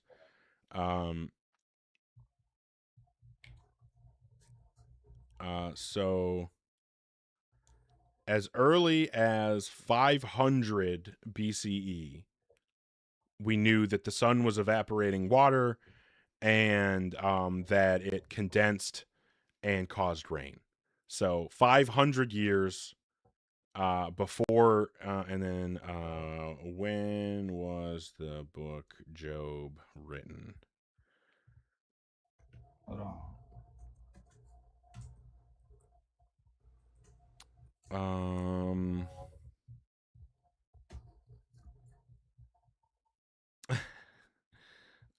So like about 100 years after that. So people already knew for about 100 years by the time Job was written. Yeah. I'm gonna look into that. I just always thought that was something cool to me. Well, the problem is, if you think that kind of stuff is cool, then you also have to like believe in like the Quran that Muhammad was the last true prophet of God, and Islam is true because in the Quran, what was the thing that they say is in the Quran? They claim that the Quran tells us when about like the Big Bang or something. It doesn't, and it's not in there, but it's this same kind of thing where if you read it just right, it seems like it could be possibly twisted to say what they wanted to say. So if you think that this is a good argument, then you would also have to think that that's a good argument for Islam. And I mean, I see what you're saying, but in my view, and based on my knowledge so far, if they can have right claims and say, oh, it's the word of God, right? But if there's one thing wrong in there, it can't be the word of God, because if God is, God can't be wrong. Yeah, that's why all the things wrong in the Bible show that it wasn't written by a perfect God. Maybe you could educate me on that. But for example, in Islam, Muhammad. Well, I don't need to hear about contradictions in the Quran. There's tons Yeah. of contradictions in the Bible. I mean, there's like what? I mean, there's the easiest one is the most clear one is oh fuck, now I'm not going to remember the exact passages. Bible about punishments 3 and 7. Okay, so in what is it? 2 Samuel 24:13. So we're gonna say go to Bible Gateway. All right. Sorry, I'm pulling up Bible Gateway here. We want 2 Samuel. What did I just say? 2 Samuel 24:13, 24:13, and then we want 1 Chronicles 21:12. 1 Chronicles 21:12. Okay, so in Samuel, 2 Samuel, Gad came to David and told him, he asked him, "Shall 7 years of famine come to you come to you on your land, or will you flee 3 months before your foes while they pursue you, or shall there be 3 days pestilence in your land?" So I'll put these, I'll write these down on the notepad here. So we've got the 3 possible punishments for him to pick between are 7 years of famine. What was it? 3 months of fleeing and 3 days pestilence, right? So this is in 2 Samuel 24:13. That's what when Samuel tells the story, or when 2 Samuel tells the story, those are the punishments. Then in 1 Chronicles 21:12, it says 3 years of famine, 3 months of devastation by foes, which is basically the 3 months of fleeing, or 3 days of the sword, which we'll say is the same as the 3 days pestilence, right? So these, not exactly the same, but basically the same in both of them. But you and I agree that 3 and 7 are different numbers, right? Yeah. What was the context of them though? Like, what are these punishments about? Yeah. So it's here. Let's go to this one. Stricken to the heart because he had. Oh, this is when David does a census and God gets mad at him for doing a census. So after David does the census, God sends a prophet, Gad, and says, "Go tell David these are the punishments, and he has to choose between these 3 punishments, and I'm going to do one of them." And the story is told twice in the Bible. One time when it's told in 2 Samuel 24. It says that one of the punishment options is 7 years of famine. And when the same exact story is told in 1 Chronicles, it says one of the options is 3 years of famine. Do we agree that 3 and 7 are different numbers? Yeah, I agree. But okay, so this is a contradiction in the Bible, and if it was written by, and it was over, or the writing of it was overseen by a perfect, all-knowing God, then there wouldn't be this kind of contradiction, right? Just like that's why you said you can't believe in the Quran, because a perfect God wouldn't write a book that has mistakes in it, right? So I'm gonna disagree because. Oh, so you're saying that a perfect God can write a book that has mistakes in it? No. Okay, so. Can a perfect God write a book that has mistakes in it? I believe of God. Can a perfect God make a book that has mistakes in it? So hold on. Can I take my position first? I'm asking you a yes or no question. If you can't answer yes or no, then I'm just going to keep asking it until you do. Would a perfect God put mistakes in his book? I'm gonna tell you no, but then can I go on with my argument? If a perfect God wouldn't put mistakes in his book, and there are mistakes in the Bible, like the one that I just showed you, then that means that the Bible was not written by a perfect God, right? No, the Bible wasn't written by God. That's not okay. And so there wasn't a perfect God involved in the writing of the Bible, correct? No, as an author, not a writer. No, author and writer are the same, right? That's a synonym. It's the same thing. No, they're not exactly. Was 'cause God even involved in the writing of the Bible? God was involved This in is a being yes the or no author. question. I just need the yes or no. Was God involved in the writing of the Bible? Can you work with me, please? No. No, because now you're being No, dishonest, Isaac. I really no. liked you up until this point, but now you're being I'm dishonest, and I'm going to hold your feet to the fire. no. I'm just trying to give you my Was position. the God you believe in involved in the writing of the Bible? We're gonna say no because he didn't write it. Okay, so God had nothing to do with the writing of the Bible, right? I didn't say he had nothing to do with it. I just say he Then didn't my write it. question was God involved in the writing of the Bible? Yes or no? Yeah. Okay, fantastic. And you already said, okay, so we're gonna bring up the notepad again. Okay, so actually, okay, so 1, a perfect God would not have errors in a book he helped create.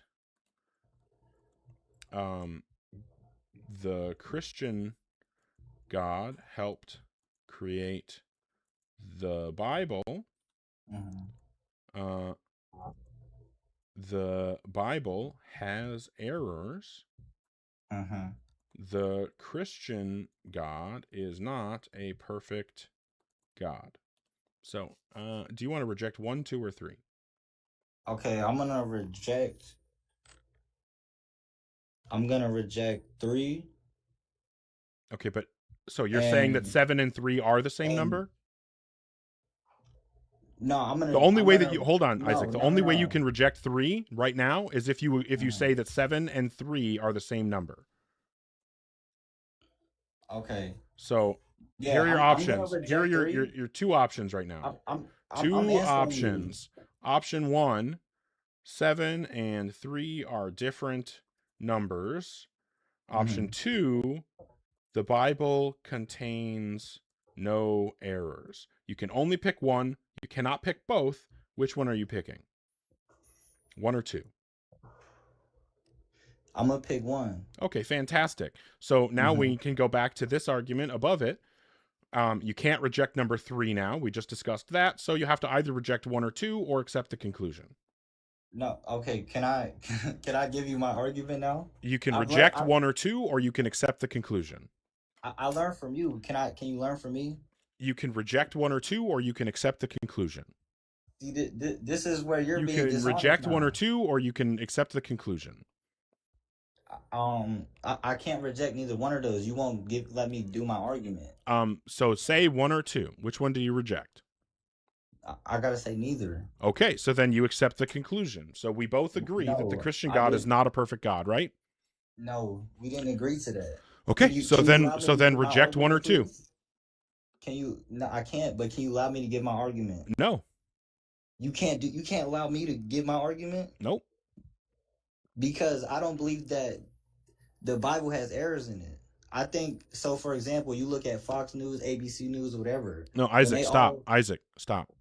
I'm not going to let you pivot to something else.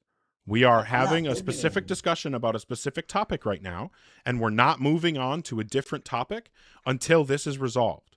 So This is the the same problem in topic. front I of us right promise now, you. Isaac, the problem in front of us is that this syllogism, this is what we need to address. Until we come to an agreement on this syllogism, we're not moving to anything else.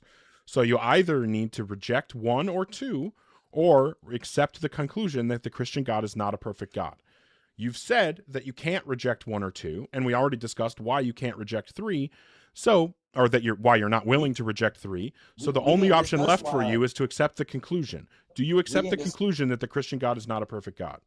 No, look, we didn't discuss why I'm rejecting 3 though. I explained to you that your options, in order to reject 3, the only way that you can reject 3 is to say that 7 and 3 are the same number. Are you now going back and saying that 7 and 3 are the same number? No, I'm not at all. So are 7 and 3 the same number? No. Okay, fantastic. So the Bible has an error in it because 7 and 3 are different numbers, and the Bible says that they're the same. Okay, so you do agree that the Bible has at least one error. So here we'll say, well, Bible has My thing at is, least one error. I don't see it as an error though. Can I tell you why? No, because you're just going to give an excuse.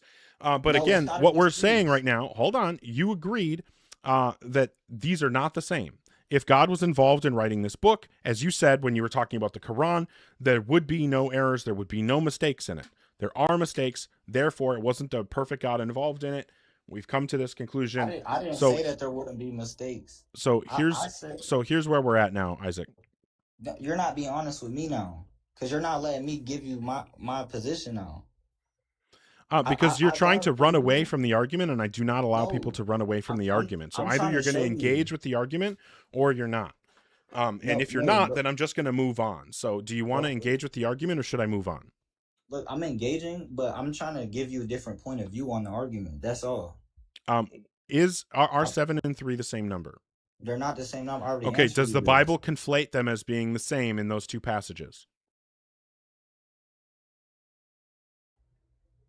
Can I just give my argument, please? It'll take me. No, It'll you take can me like answer the 15 questions. seconds. You know how much faster this would go if you would just answer my questions? If your No, interest is getting to I your already answered. Isaac, if your interest is getting to your argument, then you need to just honestly answer my questions. Because as soon as you honestly Okay. answer my questions, we can move on. Mhm.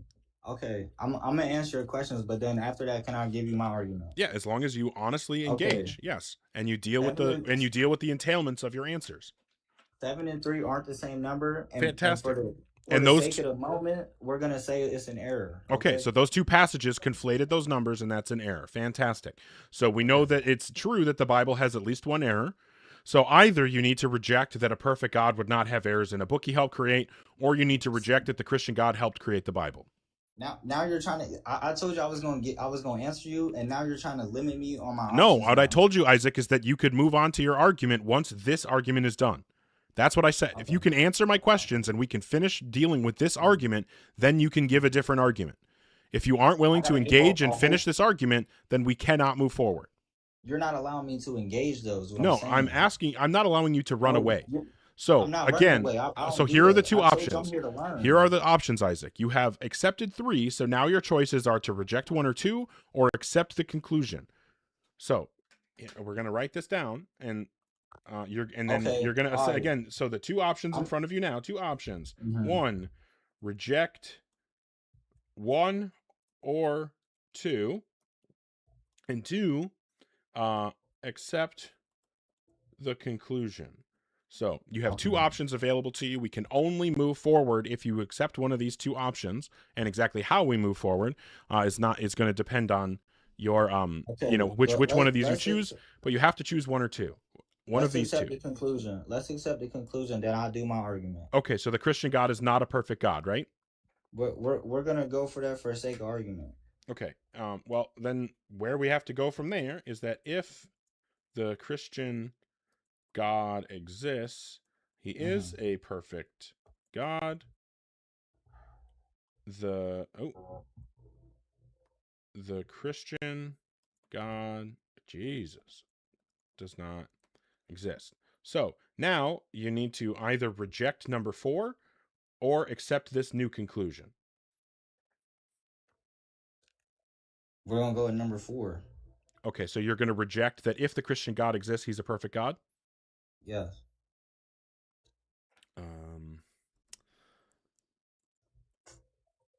I'm pretty sure that you're going to have some problems with that.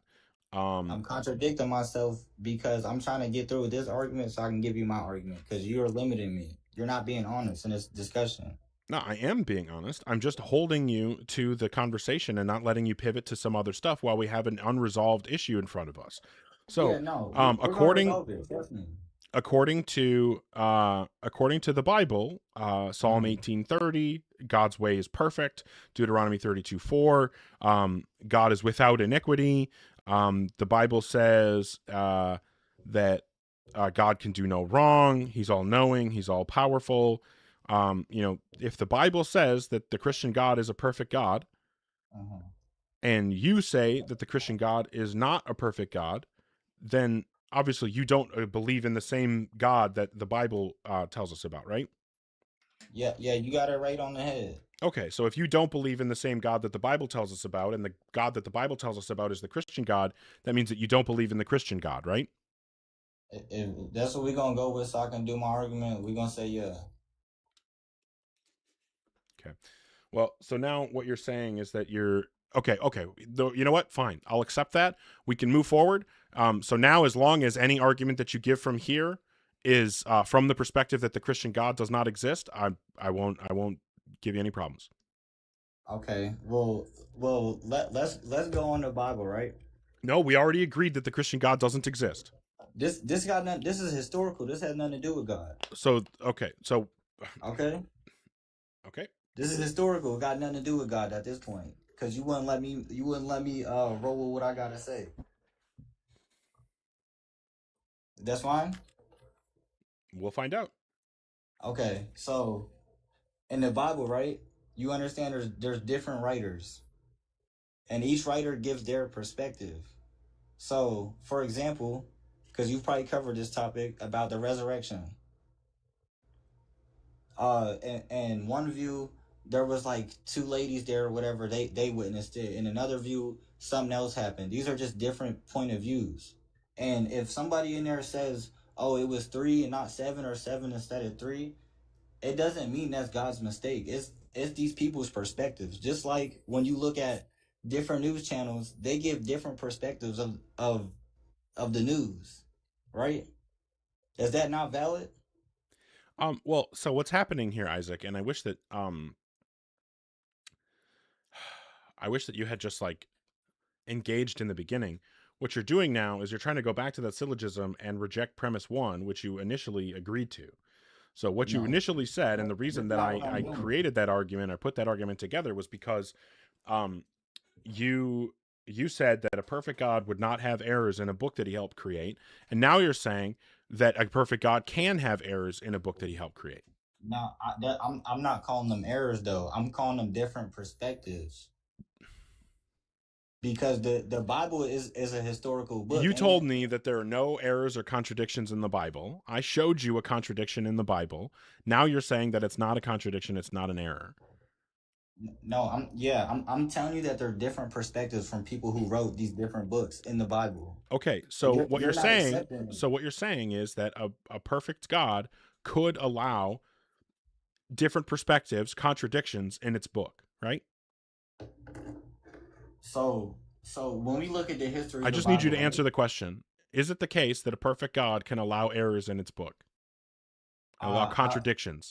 I can't answer that question, but can I tell you this? And within Look, the Isaac, history of the Bible, look, when it Isaac, was- I'm it really was getting sick of you rewritten. dodging and running away from questions. I'm trying to give you a perspective. I'm not going to You're allow not it any accepting longer. 'cause- The next time that 'cause you I'm gonna- dodge a question and refuse to answer, I'm just going to move on. So, You're just gonna is move it on your because you don't position wanna hear that what a I have to perfect say. God can allow contradictions in its book? No, there's no. Okay. Let me- So if let a me perfect make my God cannot argument allow now, contradictions 'cause in its you're just book, trying to do this and 7 and option A or 3 being option the B. same number is a contradiction, then that means that the Christian God isn't perfect. Look, Ogre, I appreciate you. You're very knowledgeable. You feel me? I learned some stuff from you, but you're not allowing me to work at all. Because I'm not going to let you go off on a bunch of random, unrelated No, stuff. this isn't random. This isn't random. You just don't want to hear what I got to say. You're just giving me option A or option B, and that's Yes, it. You're I've not- had to do that because you're not able to stay No. focused. No, you started doing this when we was having dialogue. You just randomly start doing this. I'm trying to tell you. where No, I'm I coming didn't from, and randomly you're like- start doing it. The only reason that I ever hold people's feet to the fire like that is because they're not engaging. I don't do that if you're engaging because I don't need to. If you're engaging, I don't need to hold your feet to the fire. I don't need to ask the same question over and over again because you would just answer it and then we would move on with whatever your answer is. Instead, what I've gotten from you is flip-flopping and pretzeling. You have gone back and forth on multiple different things that you said were true. Then I showed how that entailed something you didn't like. So then you said it's not true. Then you realized that you don't like where that goes. So then you go back. That's what you keep doing here. You've done this on multiple different things, and it's really frustrating, and it's impossible to have a productive, linear conversation when you're doing that. So look, here's the thing, Isaac. We've been talking for like 50 minutes. I do appreciate the conversation. I just don't see that we're able to like make any progress at this point. What I'm going to ask you to do, what I'm going to ask you to do is to think about this stuff, put together something that you think is a really solid argument, and come back another time. Is that okay? Is that fair? Yeah, I'll come back another time. I appreciate you. I would like to talk to you again. I think that we've kind of reached a wall in this conversation. Okay. That's okay. Well, I genuinely, like I said, right from the top, Isaac, I appreciate you. I think that you're a cool person. I think that you and I could probably get along in real life. You seem like a nice guy. So, you know, I know that obviously we're not seeing eye to eye on this topic here, but I do appreciate the conversation, and I would be happy to talk to you again. So I do hope that you come back. I got you. I'm gonna follow you right now. All right, thank you. And yeah, I'll look forward to talking to you again. And I hope that you have a good rest of your night. You take care, okay? Yes, sir. You too. See ya. How's it going, Lobes? It's good. I mean, I'm just wondering why you wouldn't let that guy talk. This He just mother wanted to, father. you know, he just wanted to give his argument. That's all. Yeah, he just wanted to run away from the conversation. Like I said, I think he's a nice guy. I just, ugh. Okay. I think you've been getting a lot more patient lately. I think that it's just the people, man. It's the people. I'm with you, Brian. I'm with you. I got Brian laying down the law in the YouTube comments, and I'm agreeing. Okay, what do I even put for that? Lots of Bible-related stuff. Put good faith in all caps. Maybe that's a little bit strong. Worth talking to again. Put that in all caps. Uh-oh. Don't look at the chat. All right. Somebody said something to me. I'm gonna read it. Hang on. So here's the thing, Lem, I'm not really good at like a Neil deGrasse Tyson voice. I haven't practiced it in a while. It's like, it's how's your Seth challenging. Rogen? Seth Rogen, man. So I can maybe think of like Alan the Alien, because he voices Alan the Alien. If I can think of one of his lines, but man, I haven't tried it out loud. So like when someone asks me to do an impression on the spot, one that I have never done before, I start to try it and it immediately sounds terrible and I feel all self-conscious. Well, you're good. You're good. Okay, so I'll bring up the next person. You do sound like Seth Rogen, though. I know. I've heard that since high school. But I don't think that Tyson and Seth Rogen sound alike. So what the fuck? I have no idea. The first time I ever heard that I sounded like Neil deGrasse Tyson was when I was first trying to start building followers so I could go live, and I would go into other people's live streams and debate them, and I had somebody on one of those lives claim that I was using a Neil deGrasse Tyson voice changer, and they were saying that that meant I lost the debate because I wouldn't use my real voice, and I just thought that was the craziest thing ever. Okay. I have to use a voice changer constantly because otherwise they'll know that I'm actually like cyber in disguise. So I have to use a voice changer. That must be really rough on the nights that you guys stream together. It's terrible because it's like I'm trying to do two things. You notice we never talk at the same time. Yeah. It's a really tricky bit to do. Lots of AI, I assume. The puppet or the AI, whatever you want to call it, that's like projecting the Lobe's face. It doesn't like it has to go off screen so much. I don't know if you see that character lean off the screen. Sometimes sometimes the receding hairline, I can't get that right, so I have to put the beanie on it, and it doesn't work very well. Right? Oh shit! See my mannerisms coming out. Hilarious. All right. It's crazy how much people talk about hairlines on here. Ever since I voluntarily shaved my head, everybody's convinced that I'm bald. But whatever. Who gives a shit? Yeah. It's like you did that on purpose.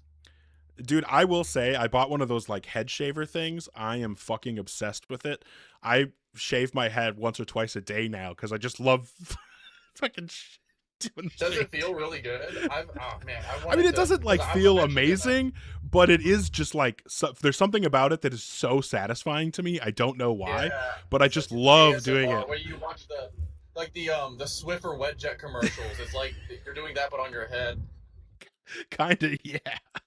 Oh, all right. When you cut the grass and you see the lines forming, you're like, yeah, bitch, yeah, get cut. Well, I like like feeling it and then feeling it get smoother. I don't know what it is, but anyway, it's just like never mind. If you're in the guest if you're in the guest queue or thinking about joining, please make sure that you're 18 plus and that you have some kind of argument or evidence that would provide rational justification to believe in a God. All right, so we'll hope this isn't a troll. Hi, Mose. Are you at least I'm not 18? a troll. Yes, I'm at least 18. I have a question for you. What God do you believe in? I'm a Christian, but can I argue for the theistic version of God? Oh, yeah, that's not a problem. I think that it's pretty common for people who hold a specific religious belief to want to like start with just like a generic God first. Yeah. I mean, I don't really want to get into like religion or anything just because it's a little messy. So, we'll just argue for a theistic version of God, right? Yeah. Sorry, I'm like a little laggy and delayed. I don't know if I'm lagging on your end, but for the argument, I'll use the Leibnizian contingency argument with PSR. Do you want to present whatever formulation you like? Yeah. Yeah. So, I don't know if you want to write this down or anything, because it might be ready. Like a little. Okay. Yeah. So P1, every contingent fact has an explanation for why it exists rather than not existing.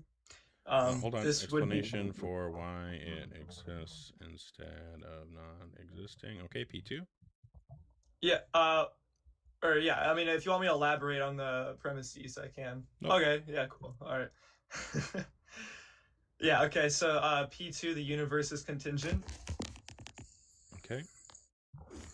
P3, the totality of contingent things cannot explain itself. Contingent things cannot explain itself, okay. P4, therefore the explanation must be a necessary being.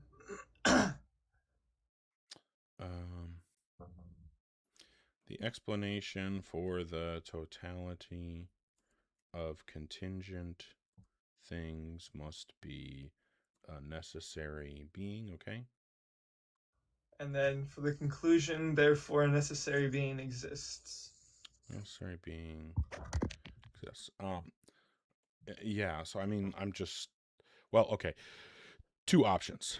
Do you want me to like grapple with this argument specifically and ask you to support premises, or would you rather that I run a counter argument? I mean, it's up to your decision, but a counter argument would be pretty good. Cool. Main reason I ask is that I have a brand new toy that I want to play with. That sounds hot. Does it involve the head shaver, but like it's for another part?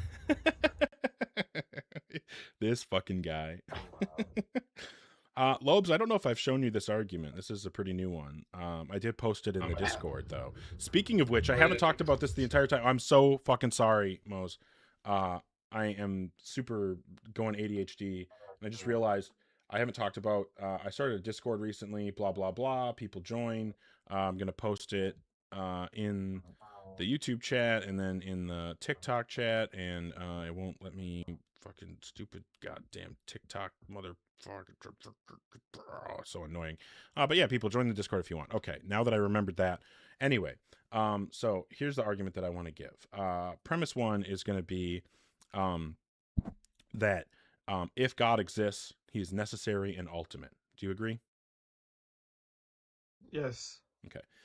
Premise two, if God is necessary, then he could not have been different, right? Yes. Fantastic.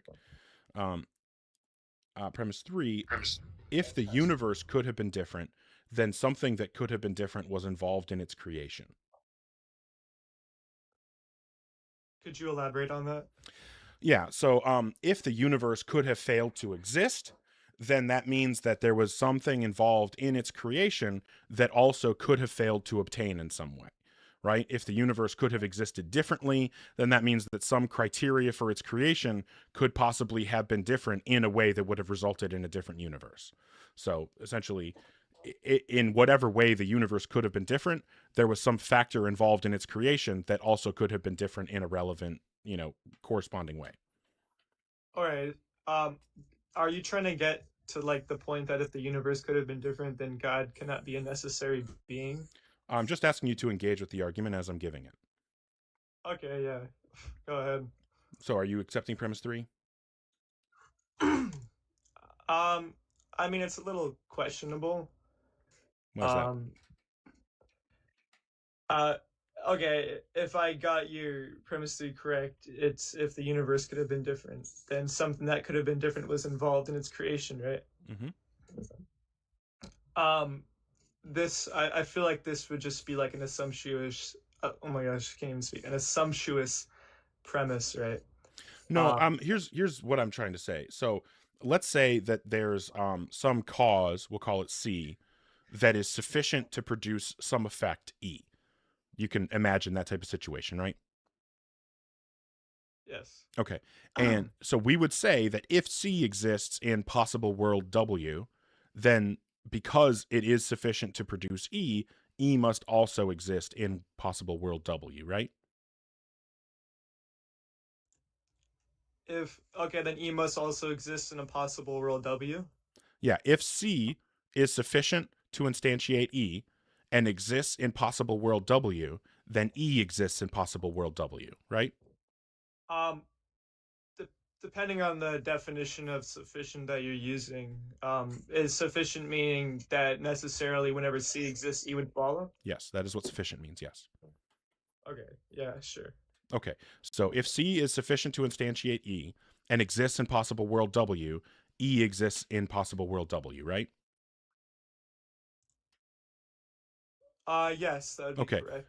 Fantastic. And so what that means is that any possible world C exists, E exists in. So if we say that C exists in all possible worlds, what does that mean about E?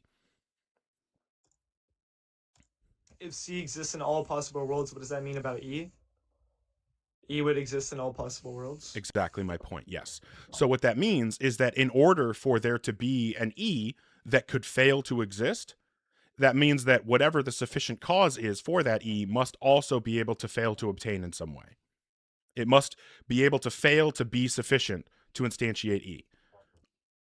So if either because the cause itself fails to exist, or because some aspect of the cause is contingent in a way that is relevant to its ability to instantiate E. Okay. So what I'm saying is that if a cause is necessary and sufficient for an effect, then that effect is also necessary. And that's just another way of wording that if the universe could have been different, then something that could have been different was involved in its creation. Those are the same things. So now you have agreed to premise 3. Can I move on? Okay, wait. Just to clarify, right? You're arguing that if C is necessarily sufficient for E and C is necessary, then E is necessary. And if E could have failed to exist, therefore C must be contingent, right? In some relevant way, yes. I just think there might be like a problem with step 3. I don't see how that would necessarily follow. No. Okay, so if C is sufficient to instantiate E, then E exists in all worlds where C exists, right? Yes. Mm-hmm. And if we say that C exists in all worlds, then E exists in all worlds, right? Yes. Okay, so what that means is that if there are possible worlds where E doesn't exist, that means that in some, relevant way, C doesn't exist in those worlds. To be modus tollens, I believe. A little bit of power of modus tollens for you. So yeah, what I'm saying is that the only way for E to be contingent is if the sufficient cause, C, is also contingent. Because if C is sufficient for E, then and C is necessary, then E must be necessary. There's no way around that. This isn't question begging. This isn't like some questionable thing. I don't know what you're trying to say the problem is, but you agreed to it until I tried to bring it back to the argument that I'm giving, and now you're trying to run away from it. No. So, if E is contingent, then the sufficient cause C must also be contingent. Yes. Okay, so... That's just the contrapositive of saying that if C is necessary, then E is necessary. It's just saying that if it was the other way, if E is contingent, then C must also be contingent. Do you know what a contrapositive is? Can you elaborate on that? Yeah, so a contrapositive would just be like taking a conditional and flipping the truth values. So if we say if A then B, the contrapositive would be if not B then not A. Like Lobes pointed out, it's modus tollens. That's the logical inference that makes modus tollens work. Basically a logician over here. No big deal. Yeah, let's all listen to Lobes. Also, if anybody here is not following Lobes, you're fucking up. Go follow Lobes. Okay, fantastic. But do you understand what I'm saying, Mose?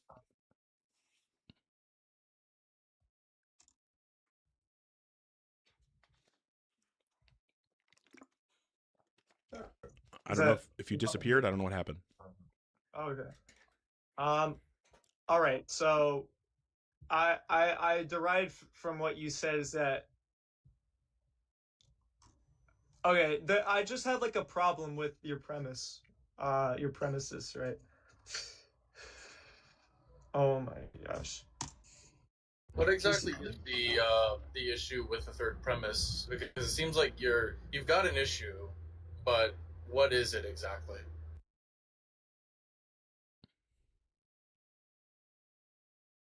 Yeah, can I rejoin the live really quick? What's going on? It's like my whole entire... Can you hear me? I can now. Yeah, do you mind if I rejoin real quick? Like you're coming back right now? I just gotta reset my phone. Oh, okay. Could take a couple minutes. You can request again, I guess. Okay, thank you, sorry. That was pretty convenient. Run away as soon as his phone stops working as soon as he runs out of ways to get out of the argument. But to finish out that argument because I do really like this argument. Premise 1, if God exists, then he's necessary and ultimate. Premise 2, if God is necessary, then he could have been different. Premise 3, if the universe could have been different, then something that could have been different was involved in its creation. Premise 4, if something that could have been different was involved in the universe's creation and God could not have been different, then something other than God was involved in the universe's creation. If God is ultimate, then nothing other than God was involved in the creation of the universe. Therefore, if the universe could have been different, God doesn't exist. Boom. We did it, y'all. I think I'm a necessitarian. I was thinking about this the other day. I don't know if there's a way out of it, man. As soon as I realized that the biggest problem with the contingency argument is modal collapse, I realized that, like, oh, fuck, I think that modal collapse is just inevitable. Yeah, modal collapse. I mean, if anything is necessary, and the things that are contingent on this necessary thing are that, like, they're contingent upon it, like, they're necessary by proxy. Like, if C, then E, right? So if C does not exist, it's not necessary. Yeah, I think that, like, the PSR, so, like, I think that there are only two options. Either everything is necessary or brute contingencies exist. But as soon as we say brute contingencies exist, we give up the ability to explain things. Yeah, it's like goes into, like, I mean, I'm just wondering about like how many possible worlds could actually exist and what that might entail. Like, because if we've got this world, yeah, you've heard of, like, what is it the many worlds where the timeline's split and every world becomes actual? Yeah, it's like every like every path of the wave function is realized. One thing that I did want to respond to, not that I'm really in the habit of like constantly responding to chats or anything, but somebody's asking why can't they just say, Gravity Bends was asking why can't they just say that the universe is not contingent. I think that, let me go back to it. Where is it? Why can't you just say the universe could not have been different? If the theist says that the universe could not have been different, then they should be atheism. Oh my God. They should be atheists on grounds of parsimony. Because if I can believe in a necessary universe and fully explain it without referring to a God, and then the theist also believes in a necessary universe, but they also add a God to their worldview, then just on parsimony, they lose, right? I was really curious to why the conclusion had necessary being rather than necessary cause. I think that's like the big jump that people tend to make. Yeah, I think that they just want to get out of they would rather talk about ontological grounding than causation. And I think that that's probably a smart move, because if you talk too much about causation, you're going to end up having to deal with the fact that cause and effect only exist inside the universe. So God can't cause or can't be a cause, can't create effects. But I mean, Mose actually came back. Are you going to engage with the argument? Sorry. Can you hear me? Yep, I can hear you. I'm just asking if you're actually gonna engage now. We were stuck at premise 3. If the universe could have been different, then something that could have been different was involved in its creation. Yeah. So like for premise 3, there was a problem with it. I don't have my notes up right now, so I can't really write anything down. But if the universe is contingent, all that would follow is that a God does not necessitate this particular universe, right? So that's not that has nothing to do with my points here. I need you to actually engage with my motivation for the premise, not go off to irrelevant random stuff. Could you repeat your premise for me? If the universe could have been different, then something that could have been different was involved in its creation. Okay. If the universe could have been different, then something that could have been different was involved in its creation. All right. So, yeah, no, I don't really follow with that premise, right? Okay, so I need you to, because I've explained this over and over again, and when I explain it in principle, you agree, and then when we bring it back to the premise, suddenly you disagree with the thing that you just agreed with. So I'm going to need you to explain how it's possible for something that is both necessary and sufficient to instantiate an effect could fail to instantiate that effect. Well, I mean, we can both agree that a different effect does not require a different cause, right? That wasn't a response to my question. I need you to explain how something that is both necessary and sufficient to instantiate an effect could fail to produce the effect. Okay. I mean, if something is both necessary and necessarily sufficient for an effect, then the effect is necessary too. I mean, yeah, I would agree with that. But that's the whole, okay. So stop right there, Mose. Calm down. Stop right there. That's all that's necessary for my premise 3 to work. If you agree with that, you agree with my third premise. Not necessarily, because I would. Okay, you know what, Mose, look, you seem like you are approaching this like you're going to be good faith, and it seemed like I genuinely thought that you were going to be, but now all you're doing is just refusing to engage, and you're doing this thing that a lot of apologists do, where you act nice and you keep like a polite tone of voice, and then you try to make it seem like somebody calling you out for how much of an asshole you're being. You try to make it seem like they're the one being an asshole. I'm fine being the asshole. I don't give a fuck who thinks I'm an asshole. The thing is, you are being an asshole right now, even though you sound polite, because what you're doing is all you're doing is obfuscating this conversation. You're refusing to actually, oh man, this dressing down is so much better with the hat and the mustache. The problem is that you are being disingenuous. You are being dishonest. You are being bad faith. In order to be honest, to be good faith, you would need to continue accepting the thing that you just accepted. If you accept that when a cause is sufficient to instantiate an effect, if that cause is also necessary, the effect is necessary, that means that it's also true, it's logically entailed, it is logically identical, that if the effect could have failed to exist, then there's some aspect of the sufficient cause that could have failed to exist as well, that could have failed to obtain in some way. You cannot agree with one and disagree with the other without being dishonest. Okay. Yeah, no, I apologize. I just wanted to say that I would deny that God is necessarily sufficient for this particular I don't universe. care what you're trying to deny. I'm asking you to engage with the actual premise. I don't care that you see that this is going badly for you and you're trying to do anything you can to derail the train because you can tell where the tracks are going. I don't care about that. That's obfuscatory. That's dishonest. I'm asking you to actually engage with the argument, not run away from it because you can see that it's going to go badly for you down the road. So, my premise is that if the universe could have been different, then something that could have been different was involved in its creation. You've agreed with this 20 times and then went back on it 20 times. I'm not going to keep playing this merry-go-round with you. So either you accept this premise because of how it's logically entailed from the other things that you've accepted, or you reject it and we all see how dishonest you are. That makes it so much better. Okay. Yeah, I agreed that if a cause is necessarily sufficient for an effect, then the effect would be necessary. Right. So that means that if the universe could have been different, aka it's contingent, then there was something that was some aspect of its creation was not necessary and sufficient for its creation. There was some aspect of it that on its own isn't necessary and sufficient. It's either not necessary, but it is sufficient when it exists, or it's necessary, but it's not sufficient and something else had to be involved that isn't necessary. Those are the only options. And to try to run away from that is dishonest.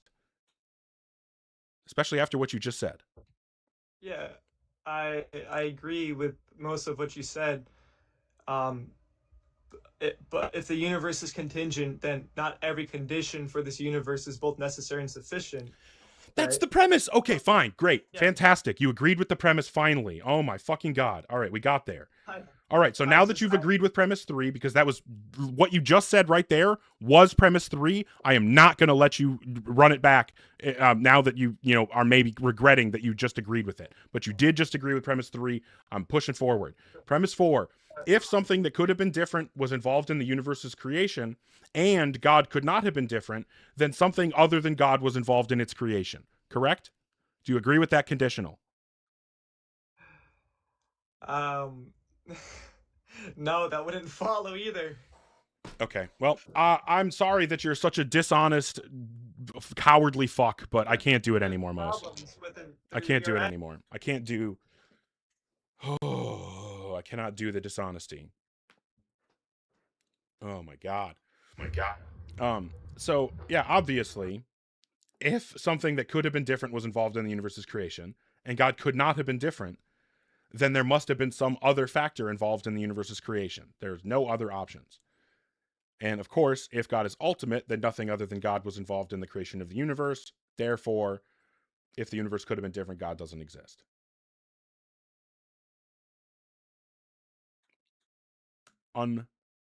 Fucking believable. Yeah, the only alternative is that God could have been different. Yeah. And that would have been another way to tie it up. Yeah, I guess you could say that God is contingent. Which is, I mean, Swinburne is a Christian philosopher who says God is contingent. So it's obviously a possible view. God is contingent on? Oh, I don't know. I don't know too much about his view. I just know that it's weird because Swinburne thinks that morals are objective and necessary, but God is not necessary. And I think that's like such a crazy it's like so unconventional. That's fun. That's like I like that's like a fun, I think you and I could probably run that. We could probably think of because if God is because you have arguments for how morality is objective. And if God, everything he says is true, then everything that he says about morals, he would be appealing to whatever is truly objective, and it would not be rooted in him. If it is rooted in him, then it would be like arbitrary and it would be subjective and he would be the full, like he'd be where the buck stops. But maybe that's his view, where like God is appealing to like absolute morality or some shit. Yeah, that's what it is. It's kind of like natural law theory, which I think a lot of Catholics have a version of natural law theory, where they think that that God just knows what is objectively moral because he's all knowing, kind of thing.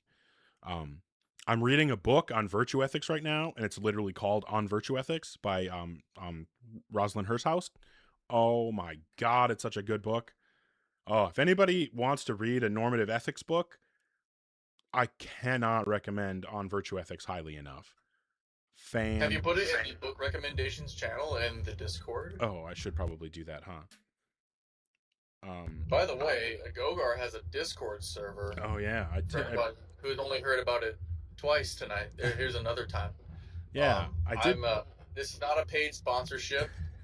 I'm not being reimbursed, but it's not because he's sitting right here. He's got a good Discord. It's small but growing, and it's already got a lot of activity in it. People are really shooting the shit in it, hammering out really in-depth philosophical ideas. So if you like what Ogar is talking about, you can talk about it more at your own pace with other people, including Ogar, in the Ogar Debates Discord server. Well, the nice thing about it is that I've also got a channel in there for partner servers, for other servers that are worth joining in the community. And one of the ones that's linked in there is from a guy named Lobes. So that's another opportunity. Going to my server gives you quick access to Lobes' server. So you could theoretically join mine, find the link for Lobes, leave mine, and then enjoy your life in Lobes' server. Yeah. But all that goes down over there is that I play like Toontown with my friends, and then nobody talks about stuff, even though we have like way more people in there than yours. I really want more people to engage. So I guess that's kind of on me. I need to start some conversations in there. All right, because you mentioned putting that in the book recommendations, I literally had to go do that now so I don't forget. Because that genuinely, like, I don't know how many people here are interested in normative ethics, but I just think that book is so fucking good. Oh, Poopman Jones, that would be fucking amazing. Poopman Jones just offered to throw up a bunch of philosophy PDFs in the Discord so people can have access to a bunch of books. I put up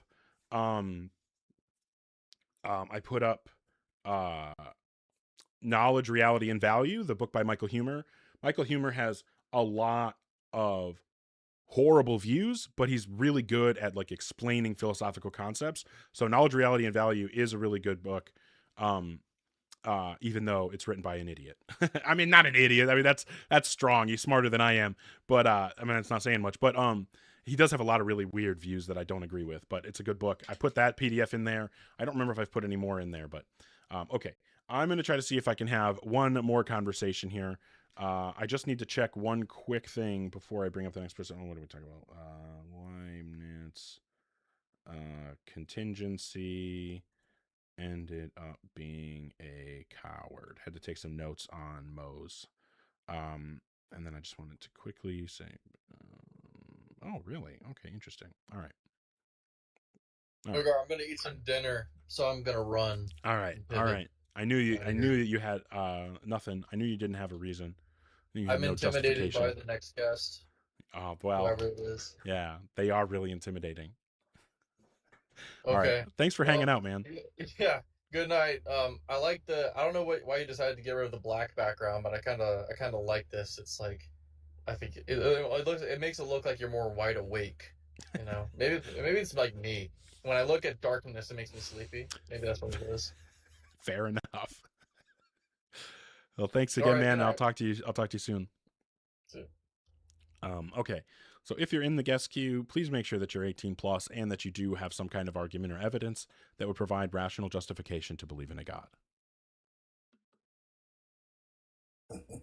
Hi, Bitter Truth. Are you at least 18?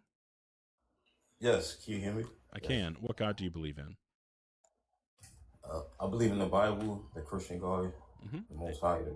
Yeah. And what would you say is the best argument or evidence that would provide rational justification to believe in a God? Yes, so I can answer that, but is it okay if we touch on 2 Samuel? So I can help you like understand what no. The Christians. Okay. No. Okay, can I do it afterwards? No, I have no interest in doing that. Oh, so you don't want the truth. Okay, got it. No, I don't want to rehash old conversations. No, that's not the purpose of this live. All right, if you want to stay confused, that's when you buy the proof of God. Okay, here's the proof of God. All right, so it was, right now it's nighttime, right? here's my best proof of God. It's nighttime. And so I look up at the sky and I see one moon. Okay, that's too much of a coincidence. Let me see if I can see another small moon next to it, or even half a moon. Okay, there's only one moon. Too much of a good coincidence. All right, maybe I'll wait till in the morning time. I'll see the sun. One sun, I don't see a smaller sun next to it. I need you to get to the point, Bitter Truth. I don't have the patience for this. Here's the point.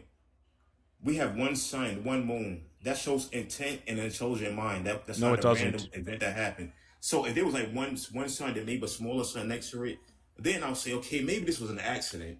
One big sun and a small. Okay. You need to look, man. This is ludicrous. This has nothing to do with a God. All you're doing is you're saying there are all these features of reality that I think can't be explained without a God. That's just a big argument from incredulity, which is a logical fallacy. I'm not going to sit here and listen to you just ramble on about a logical fallacy for the next 10 minutes.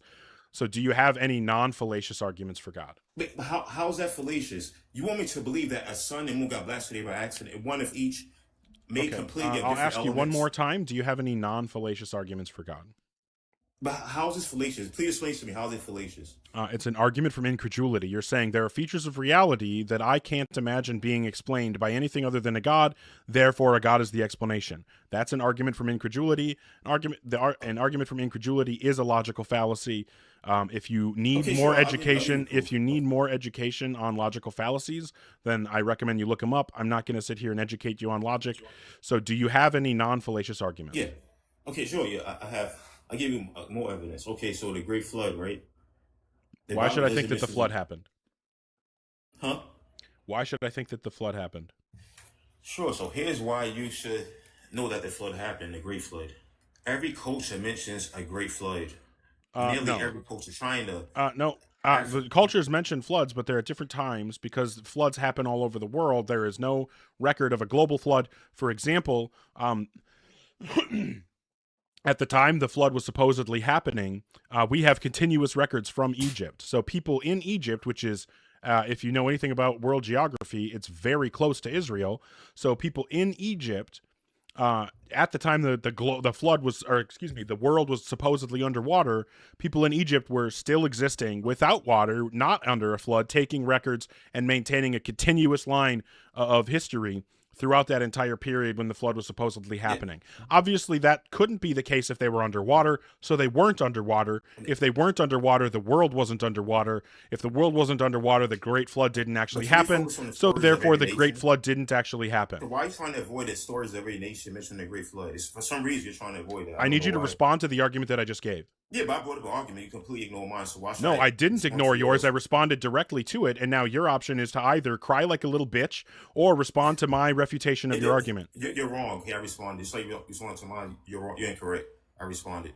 No, you didn't respond. I gave you a reason to think that you're incorrect. Do you have a reason like I gave? Or are you a little bitch? So the reason you gave, it was not... So do you have a reason for why you disagree with my argument, or are you a little bitch? Yes, because the Egyptians... Yes, you're a little bitch? No, I'm responding. I'm answering. So, of course, you're going to see the Egyptians having, documentations after the Great Flood. No, during. Okay. From before, during, and after, with an unbroken chain, there was no gap. If the Great Flood happened, there would have been a gap. There is no gap. Therefore, the Great Flood didn't happen. By the power of Modus Tollens. Document states that there is no gap in history of the Egyptians or people living in this area. What? Yeah, what document states this? It's not that a document states it. It's that we have the records. Yeah, but it's not continuous because let's see when the Great Flood happened. Supposedly, even though I know it happened, but you don't believe it happened. Egypt's history spans over 5,000 years. We have a 5,000-year unbroken Egyptian history. What that means is that because if the flood happened, it would have happened within that time frame, that the flood didn't happen. Here, I'm going to put up an argument on the screen. Here we go. If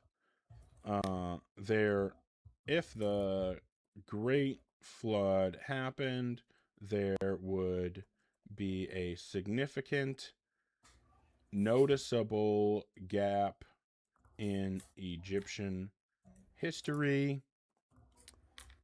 There is no significant noticeable gap in Egyptian history. Conclusion: the Great Flood did not happen. So if you want to provide evidence of this, multi-generational gap in Egyptian history, I'd be happy to see it. Okay, sure. So, all right. So the What Great Flood is what year? supposedly. What year does a gap in Egyptian history start? I would have to look at the do deep research to find that out, but I can't think of that. If you off the don't top of have my it head. right now, then you don't have an argument for the flood. I mean, the stories is the evidence, but for some reason you're rejecting If you that. I don't know don't, why. if you don't have, You're rejecting that. I don't know why. if you can't show when the gap was in the Egyptian history, multi-generational gap, then you don't have an argument for the flood. I mean, but how do you know there wasn't a gap? What are you talking about? We have consistent records. We know like who was Pharaoh when, and we know how many years each Pharaoh was ruling, and we know when the changeovers happened from which Pharaoh to which Pharaoh. We know that there weren't gaps. When there were gaps between pharaohs, we know which ones. We know how the line of succession went. We know for like 5,000 fucking years, we know how, like, that whole period when they were pharaohs. Obviously, Egypt doesn't have a pharaoh now, but through that entire period when they did, we know who all the pharaohs were, and the records that they keep are like, in the 7th year of such and such's reign, in the 12th year of such and such's reign, and we know like I said, the succession order, and we know how many years each was in power, where there is no gap. So unless you're saying that there is a gap, and if you're saying that there is a gap, then you would easily be able to say where the gap is. After which pharaoh was there a gap? Okay, so the oldest pharaoh historically known is Narmer, is what it says, and that was around 3100 BCE. And the Great Flood is said to have occurred in 2500 BCE. Yep. Yep. So 650 years after how far back our records go. Yes, so the Great Flood happened after Narmer, right? No, BCE time goes down. Oh, yeah. So the lower numbers are later than the bigger numbers. So the bigger number, 3100, is earlier than the lower number, 2600 or 2500. So you said that the flood happened around 2500, and we have all the records. We have records from 3150 all the way through that entire millennia. There is no gap in around 2500. Unless you're telling me that there is one and you could show it. What pharaoh did the gap start after? Because that was during what's called the Old Kingdom, the age of the pyramids.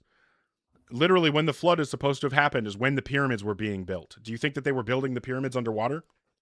Wait. Hold on. Yes, I just Googled. Yes, gaps exist in Egyptian history, ancient Egyptian history. Yeah, multi-generational gaps. Notice I've been saying that this whole time. It would have to be a multi-generational gap, because there would have to be a point where all the people in Egypt died, right? And then the only people alive on the world are Noah and his family, and then it takes generations for them to repopulate the earth. So let's say at least 9-10 generations would have to be missing. So if we say 20 years a generation, and so we would need a 200-year gap. So where is the 200-year gap in ancient Egyptian history? Okay, let me see.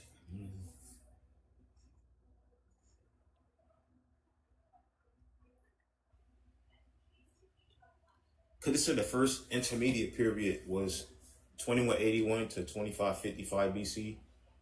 And then the second intermediate period was 1650 to 1550 BC. So that's...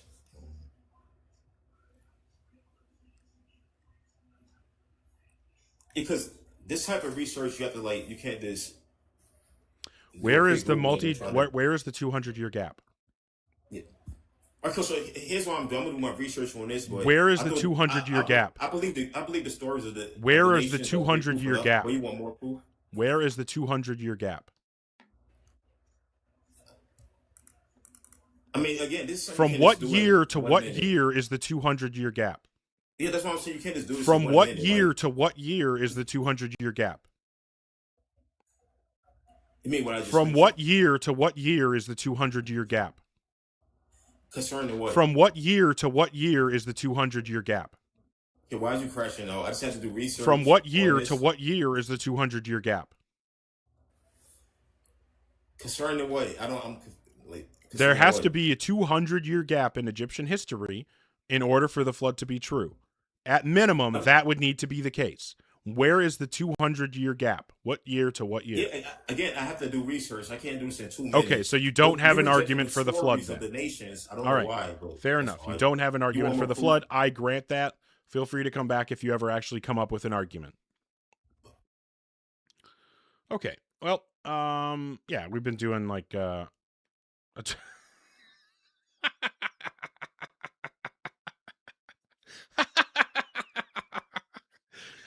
Russell. I love how atheists live rent free in your head, man. I mean, you must have fucking rent control for Ian and fucking I don't even know who else is all living rent free in your head, but it's fucking hilarious, man. You are a never ending source of chuckles, and I appreciate you for that. So if you guys haven't heard, I've talked about it a bunch. I did start a Discord. If anybody would like to be part of the community, please feel free to join. I've got it pinned in the YouTube, over on the YouTube stream, and I'll post it one more time in the comments here. Oh, that is weird, Angry Anti-Theist. I don't like to hear that. I assume that you mean Thinker as in the atheist streamer. That's weird, and I'm not happy to hear that. We don't need more weirdness. Thinker is cool, and definitely don't want people being weird. Anyway, I do want to say thank you, everybody, for hanging out. I got like 23,000 likes. Thank you so much for that. More supporters than I don't even know what to say. For SciTech Nature, 3 pips, Denise Ann, Poopman Jones, SciTech Nature, 3 pips, Lupine, Paquette, Poopman Jones, Lem, JJ, Lupine, Eddie, Poopman Jones, Lupine, Hercules, Rat Soup, so many people, Asmodeus, Alec for Truth, Glitter. Thank you everybody so much for the support. Genuinely, I appreciate it more than I know how to say. So all I can really do is keep saying thank you. Feel free to join the Discord community. We're trying to make it something cool and fun for everybody. Oh, that's not what I wanted to do. I wanted to do this. Okay. All right. So thanks everybody. I'm going to go ahead and end the stream. As I say at the end of all of my streams, remember that tomorrow is not guaranteed. So take every opportunity you get to let your family and friends know that you love them. Let them know how important they are to you, because you don't know how many of those opportunities you have left before they're gone. So don't